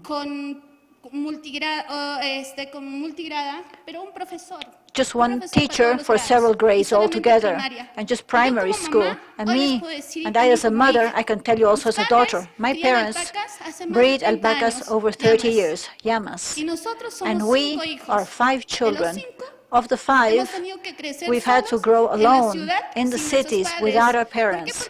Why? Because they say, you have to educate yourselves. I work so you can get educated. But we can't enjoy that family integration to which we have right as children. And any human being has. And as mothers, also we say, as parents, with what pain we leave our children behind. They're exposed to the dangers of the city, the towns, to abandonment. As a mother, I would like to be able to dress my children, give them their lunch box, as everyone does. We don't have this opportunity, and that's what we fight for. That's what we want. And with this, it's one of the bases to be able to avoid migration. Another thing that's very important, to establish an industry, a work mechanism. If I breed, I do shearing, I have the meat, I have these things, I'm not going to sell it in my farm. I can't sell it from my farm. The doctor, someone else asked me, is there any asphalted highway to your farm? There isn't. We want to do tourism with camelids there. But there's no access, that doesn't exist there. Juan Pepper, who works there, they know it's difficult to reach these places. There are important things which are just basic, as I told you. It's just basic things that are needed to be able to avoid this migration, the abandonment to the breeding and production. And unfortunately, there's a situation that's happening. Many of the breeders of the highland people are subject to that. They don't have other means of living. They're bred by those animals. They haven't been educated. They haven't had other training, any other opportunity. That part is important, and I think it's important. We have to ask, we have to demand that the international entities have to get involved with each government. The governments make different decisions, and there are entities that can intervene. FAO maybe, they can go and ask, or do a meeting and ask, what type of policies and intervention do you have now with these vulnerable populations? This is something that's very easy. It's just common sense, politically wise.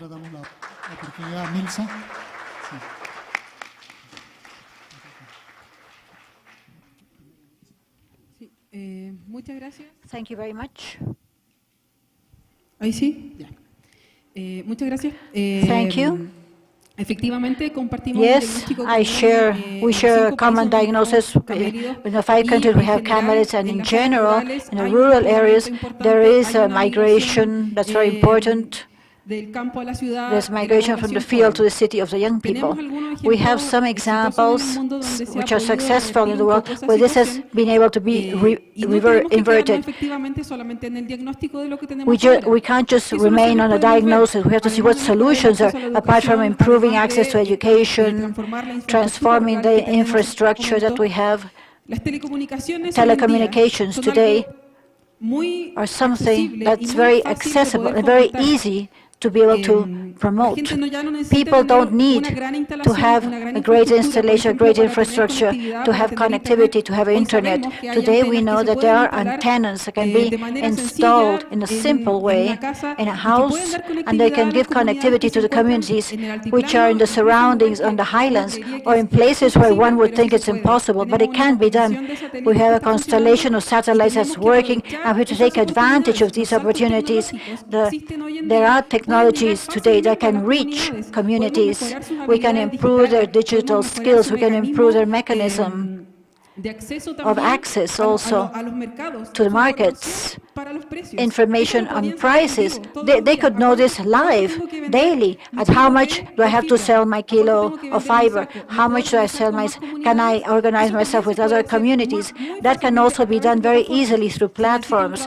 You need deep work, of course, for digital skills, develop applications that are from the point of view of the users, not from our point of view, that they have to be in their language, in the interface that's good for them. But those measures can be done. Political will has to be stronger, and the private sector also. We know that the private sector has a great utilization of this, and they can work much further on education together with governments. And that's a part that we have to motivate. We have to build a work agenda, because this year, effectively, it's a year to visualize. There's a visualization. That's why we're all together today. We have an agenda, regional meetings from here to 2027. We have achieved this, but we have to keep on, we have to not just visualize, we have to work together. So with this type of solutions, with this type of things, we have to begin to get over the barriers and make a call to the work that can be done jointly. Governments, international entities, and the private sector, which is the one that takes the best part, really, in the sense of money-wise, no, regarding the work of the communities. Thank you, Vinza. Before giving way to Juan, I want to speak about what Evelyn proposed, about the decade of the camelids. Also, we don't have the decade yet, but I think we have 3 years. We have the year of the grasslands. The year of the camelids finishes now in March, and then comes 2026. We have the opportunity of keeping on 3 years of taking advantage and making these proposals take place. Well, finally, the experience I've got after so many years in the sector, maybe I've learned something. The problem of the breeding area and migration has a lot of aspects. We have a government which is practically a failure, which is not in the most needed areas. There's a very strong problem regarding infrastructure. I visited farms, the Nevadito, that Evelyn lives on, and I know you can probably take 4 or 5 hours from the closest city to get there, and the infrastructure is precarious. We have problems. We have a mining sector which is very active, which is beginning to need manpower, be this formal, traditionally, or artisanal today. So there are a lot of factors that influence on that someone making the decision. No? There's been terrorism also in the country, which has had a very a very strong quota in this. But let's not forget that there are economic forces in the market. Natural fibers move under economic forces from the offer and demand. So any entrepreneur who enters a sector, fashion, in industry, transforming, whatever, obviously is going to buy if he can sell, but he's not going to buy if he can't sell. I've always said you can't buy at 10 and sell at 9. That doesn't exist. So raising the prices in the market, as Mike says, it can sound very, very nice, but you have to see what does this imply? If today there wouldn't be any alpaca fiber in the world, nothing would happen at all. The world of natural fibers would forget that alpaca exists. We're just a drop in a glass of water compared with the quantity of fibers, of natural fibers or artificial fibers that exist in the market. That's a reality. And many times, for instance, the problem satanizes industry, which is not correct. Because industry or any entrepreneur, any business, puts money where they can get some money from it. Those $10 that I have in savings, I'm not going to put it into alpaca. I'm going to put it in mining or in, I don't know, in going on to TikTok or whatever activity that's going to give me money. So there has to be this balance. I'm totally aware that many times the zigzag of prices makes us doesn't let to have a fair price, not regarding the breeding area. Another additional phenomenon to finish. The model of breeding that we have in Peru is a model of subsistence. 90% of the breeders in the country practically have 100 animals or less. So it's a micro breeding. So, and they can't do any other activity. It's also cultural aspect. They come from the highlands, they want to stay there. The only thing they can dedicate themselves is potato or breeding alpacas. So, in finding a joint solution with all the actors, I agree with that, it's good, but this small analysis that I've just made, it's a reality. It's a reality in the natural fiber market. Yes, we're going to, there are questions in the public, there's a competition. Alpaca fiber competes with other fibers. We saw in another talk regarding the qualities of the camel fiber, and likewise we have to compete. So how can we give it more economic value to our products? Let's continue with a question from the public.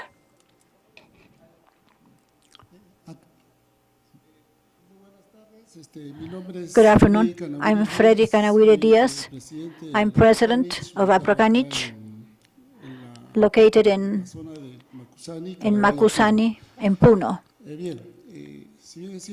Though it may be true that a direct threat is a migration, the few of us who remain as herders in the high zones, we have another threat which is stronger still, which is mining. I want to tell you that we live at the top of the basin, of the highest part in Macusani. I don't know if any of you know this place. It's very, very high. And there we have two mining companies, one which is there a long time, and another newer one, which is Bill Creef, which begins operations this year. And there's a hydroelectric there, which is precisely that they're going to make a dam, a giant dam, to feed, to create energy and all that. So these are three threats. Above all, Bear Creek, I think, is this mining company that begins this year. We're very concerned. This is a very strong threat for us alpaca breeders. Moreover, that knowing that we dedicate ourselves to breeding alpacas, we have high-level alpacas, a high genetical value. We live from what we do with alpacas, with what we sell, the fibers, to companies that are here. This is a very great threat, and knowing there are communities that are brothers surrounding us, that they have accepted working in the mines. We're very worried because this work,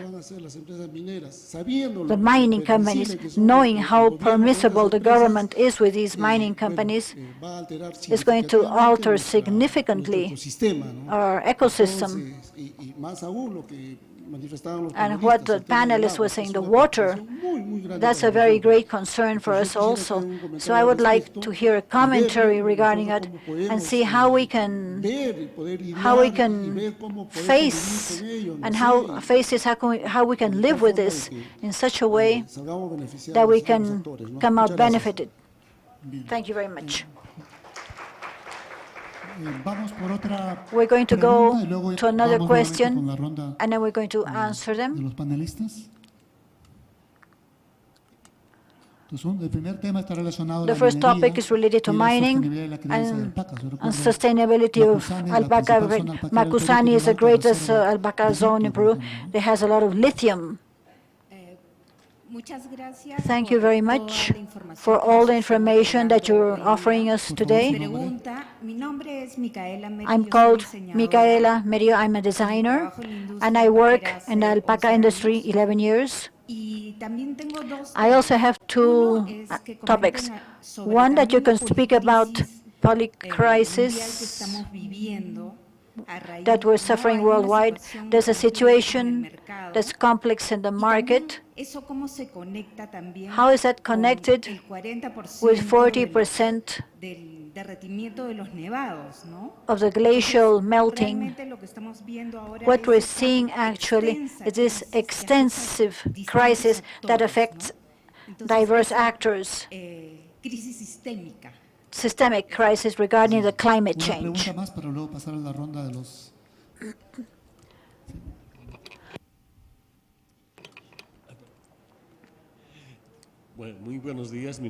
Good morning, I'm Celso Ayala. I come from La Paz, from the University of San Andres. I want, more than anything, to suggest something. The International Year of Camelists, this is made to reflect on all the productive chain and give some alternatives. In reality, if we ask ourselves up to this moment, how have our producers survived in the primary basis? They've always had support from government. International cooperation has helped us. At least in Bolivia, the government has disconnected itself from the sector. We've only had international cooperation that gives help and sometimes imposes some policies that possibly you don't know about. There are many things, for example, fiber, for example. We're not seeing the nutritive value that alpaca and llama can give regarding their meat. And how to solve the nutrition problems we have in the high Andean areas. There are many things that we have to redirect in our own public policies in our countries. We don't take into account many things, the voices that say our producers, and that's why the abandonment in the communities. We have elderly people, we have a great quantity of migration of young people, and on that, government the government supports this migration because they probably work with other sectors who are interested in this. So this situation, I think, we should reflect on it jointly. And all the other problems, mining, climate change above all, which are affecting everything. And there are many other problems which are greater, which are coming. I think it's a complex thing, but we have a great advantage. We have this of having these cannot support all this situation, and they have done so for millions of years, and they have the population have known how to survive with all these situations. I think it's an advantage, and also think of internal market, not just external markets. We can work on this. Thank you. He has something to add. South American camelids are not only in the Andean zone. We have alpacas and llamas in North America. We have them in Europe. We have them in Australia and New Zealand. How can we do a more international-wise work? I leave this to the panelists so they can add some answers regarding some of the questions. Is there anyone who wants to take the mic?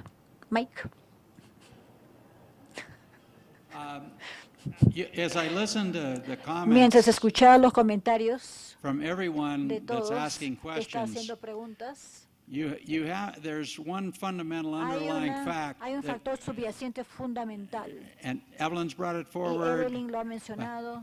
Who doesn't have a voice in No this? tiene una voz en esto. The people who don't have a voice are the indigenous people. They're powerless. And it doesn't matter if it comes to mining, the price of the fiber, infrastructure, water. They do not have a voice in any of those things. Who has a voice? The mining companies, the industrialists, the government in Lima. They all have a voice that drowns out anything the indigenous people, the alpaca breeders, have to say. And I think it's time, in the year of the camelids and the coming year of the grasslands and the pastoralists, that we find a way to give voice to the people who actually live there and create the sustainability and create the conditions in the highlands that fight climate change. And there's a lot that can be done, but we have to recognize the indigenous people's contribution to it. Evelyn.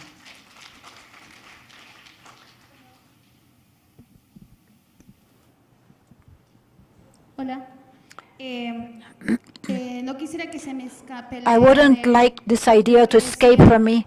Con la emoción me olvidé de decir ese. I was very moved by what you said regarding what the Chilean person, Dr. Celso, said, that Mike also mentioned. It's important to consider. I know that maybe as a country the symbol is, for us, alpaca, because of the fiber and the industry that has come out from it, but be able to avoid migration of the breeders of the population and abandoning the breeding. It's important to diversify, to take advantage of all the versatile things that our camelids can give. In Ecuador, they are paying the communities so they can live near so they can use they're paying the community so they can live and graze near the watersheds. And they just have 40 or 50 alpacas, not many. So it's a situation, though the value chain of the fiber has been developed, we have to work a lot on the meat, on other things, because the fiber is produced in 1 year, and I have to sell 1 kilo or some kilos for 1 year to be able to live all year, and all the rest of the year, what do I do? So it's important, and what I wanted to complement with this, it's basically that we need to work on this, diversify our products, and I want to let you know about our experience. We began with the 50 alpacas that my father had, the 10 alpacas my mom had. We didn't have lands. I'm the eldest daughter, so I know what my parents have gone through and how the management has evolved regarding alpaca. And we as breeders, we don't only breed alpacas, we also have llamas. We developed, we've improved the llamas genetically. And I want to tell you something. Our experience is in that we don't live necessarily and only from the sale of the fiber. We also sell reproducers. We sell the meat of our llamas and alpacas. There are several things that we do. And so these are examples that we give you about. And today, we're on the way to establish ourselves as a small company, but we want to formalize ourselves in this way and be able to give work to other people, to other professionals. And I think it's important to intervene in diversifying and creating value chains, industries, so that they can help more breeders and not abandon the situation. In the afternoon session, we're going to speak about sustainability, but the topics: who's going to pay the ecosystemic systems of the carbon reserves, water harvesting, etc. And on the other hand, another source of income is a genetic side. In Peru, unfortunately, it's prohibited to sell or export animals with high genetic value. It's something that our governments should rethink about and change. In my experience of visiting several countries outside of Peru, there's a demand for alpaca with Peruvian origin. Anyone else would like to comment? Juan? A commentary to understand a bit more of how prices fluctuate regarding alpaca worldwide. We're completely linked to the demand and supply. However, there are factors, geopolitical ones, for example. I'm going to give you a couple of examples. The Russian market, for example, has been and will be further on a great market for alpaca, but not directly. But the Russian market is a market that has 9 months a year of winter. It's an ideal market for the use of coats, jumpers, sweaters, etc. And it has been developing along years. And who gave them? Italians, Turkish people would give them, would supply them, mostly Europeans, Koreans afterwards, and the Chinese also with alpaca productions. Being such an important market, Russia, for consumption, what happens today? Zero. We can't export to Russia. They have blockages in the European countries. Some alpacas exported through Turkey.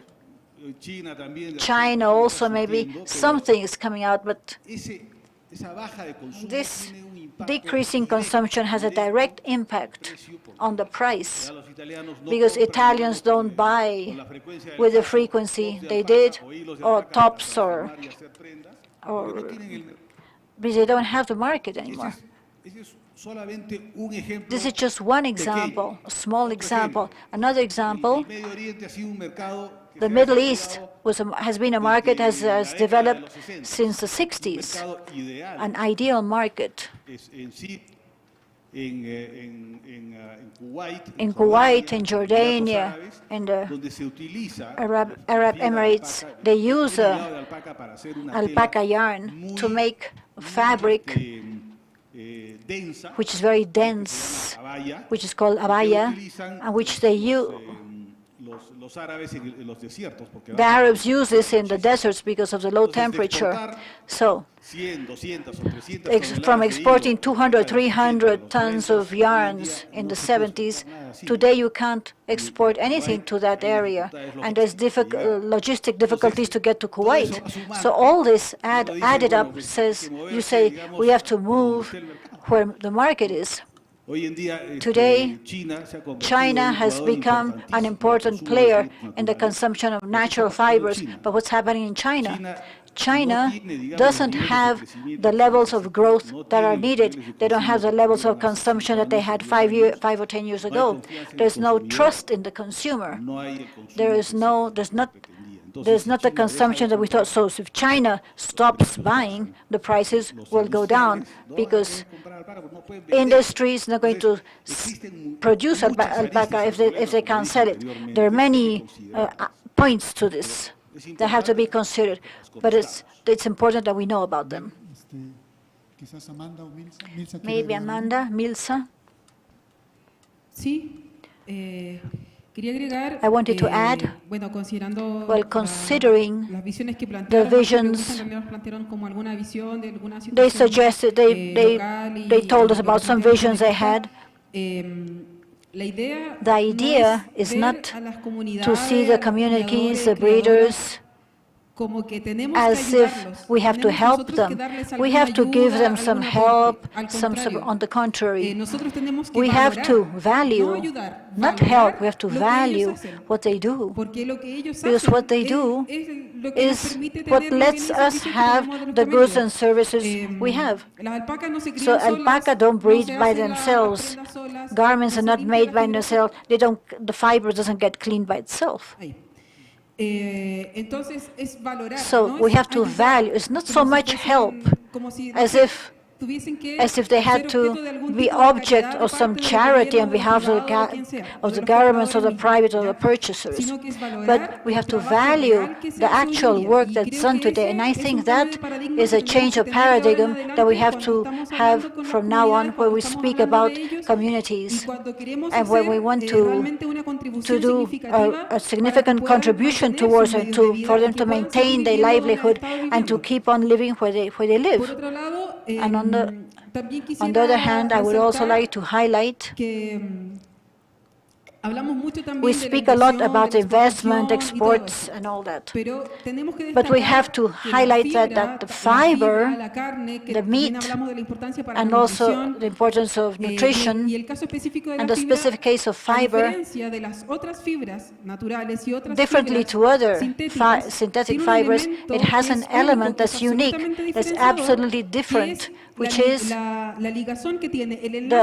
link it has with the Andean cosmovision. And that element has to be taken advantage of much more. The ritual, what it means culturally, the social value that it has, is not the same as a sheep's wool. It's the truth. It's not the same as the other fibers. And I think if we don't take advantage of this differential factor, we're really losing an opportunity that would be very valuable.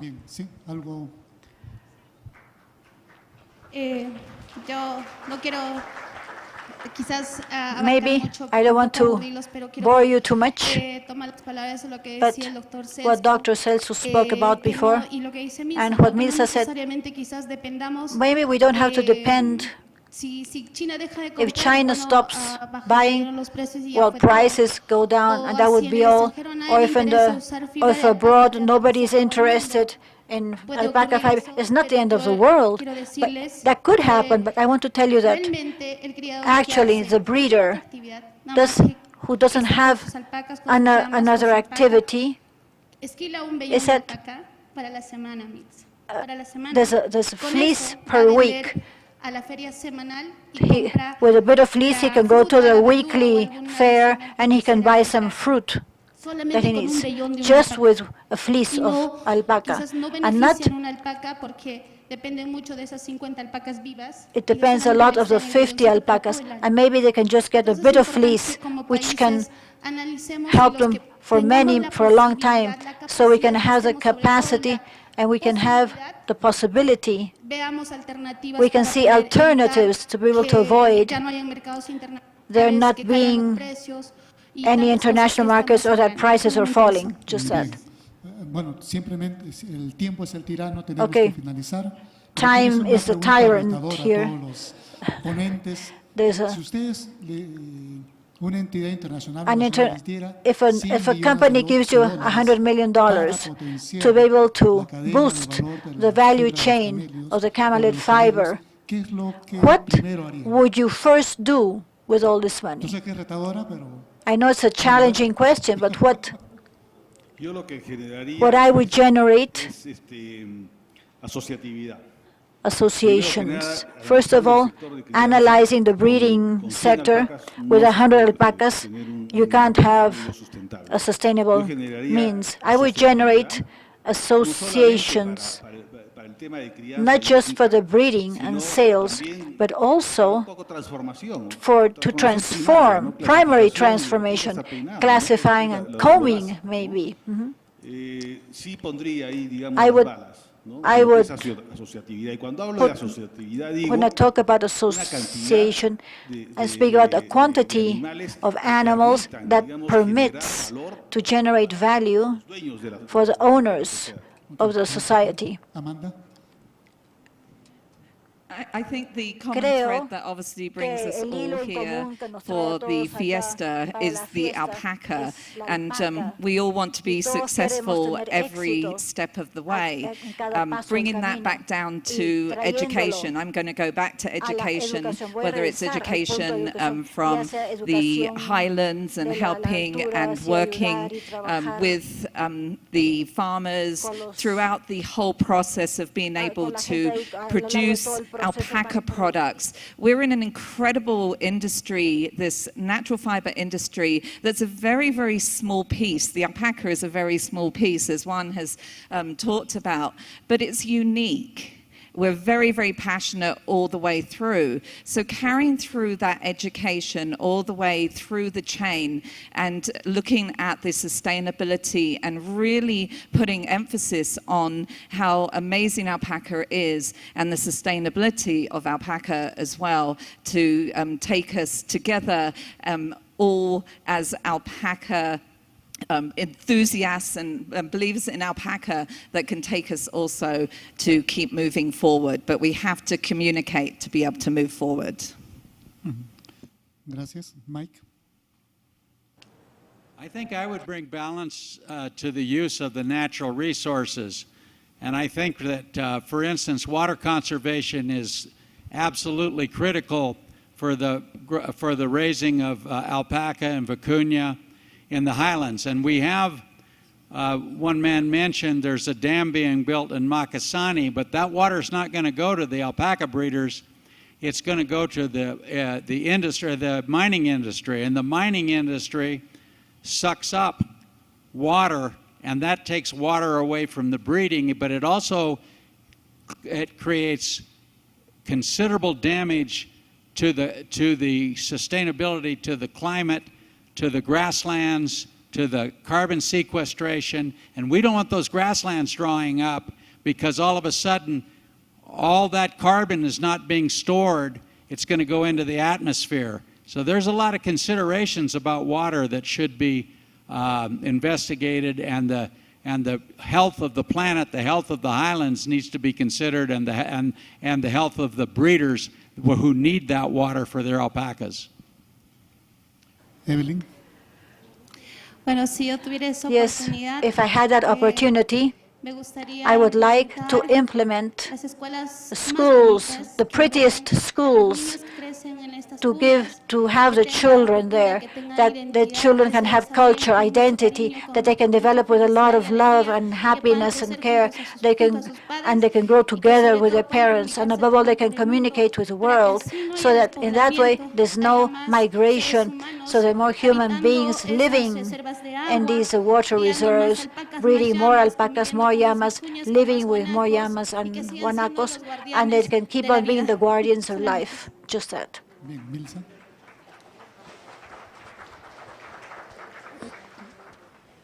The truth, the first thing, I would digitalize everything. I would digitalize the communities, not only acquiring digital capabilities with equipment and internet connection, but also this would let them strengthen their skills, strengthen the associations, elimination of intermediaries in some countries. That would be possible also, so you can get to an agreement quickly. No? Agreements can be done quickly. So just one person comes to buy, and they can take the quantity they need. And transparently, we have information in an app on the platform, how much is taken, how much everyone gives, how much everyone receives. And not only this, also tourism and farming industries. Through drones, we can supervise how the swamps are, the wetlands are. Imagine the young people. That's very attractive for young people. Imagine young people in a community. I'm dreaming. I would love to see young people in the highland community in charge of managing drones and making videos for the social networks to increase tourism. Or maybe have farming drones to improve the management of the grasslands, or also to be open to a mobile app to when the rain will come, how we're going to face icy times, how we're going to adapt ourselves to climatic change in a more transparent way. And it's technology that can be done. And among other things that we could do with those $100 million is the first theory. All the rest is theory.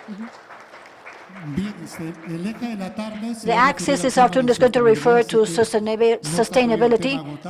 So the topic is not depleted yet. Simply, I want to remind you, though we don't have the decade, but we do have the 3 years. We must take advantage. I want to thank the panelists and the presenters for their words of sharing their experience and giving recommendations. And thank you for all to attend this roundtable. Thank you very much and good afternoon.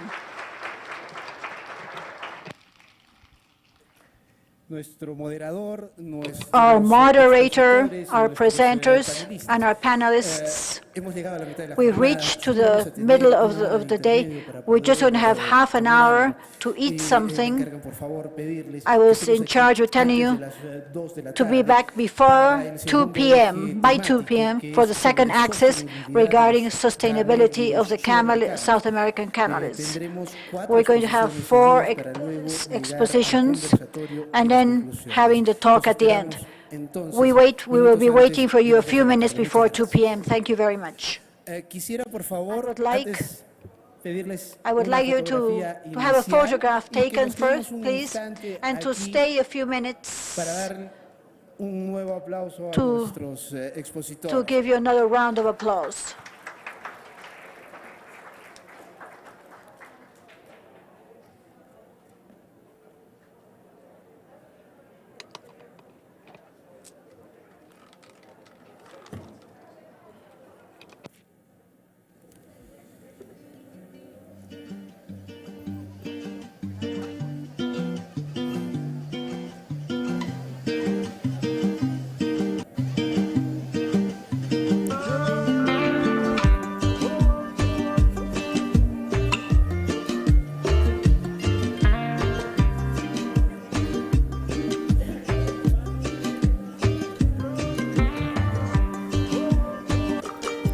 Además de la fotografía, quisiera ya también invitar a Natalie Fonseca, ella es presidenta del Comité Académico de Alpaca Fiesta 2024, quien trae unos presentes especiales para nuestro moderador, nuestros panelistas y nuestros expositores.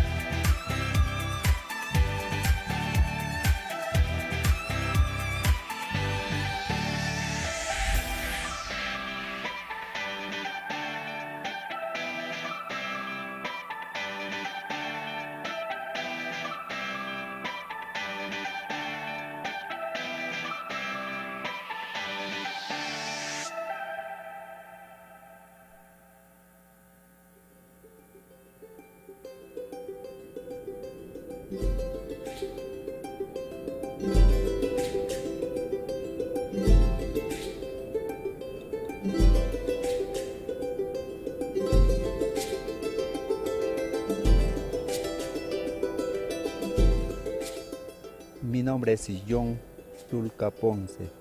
La Pachamama es para nosotros, merece nuestro gran respeto, ¿no? Porque en ello vivimos, convivimos con nuestras familias, también con nuestros animales. El animal que tenemos lo valoramos por su fibra, más que todo, ¿no? Y también nos da ese abrigo, y por ello a nuestros animales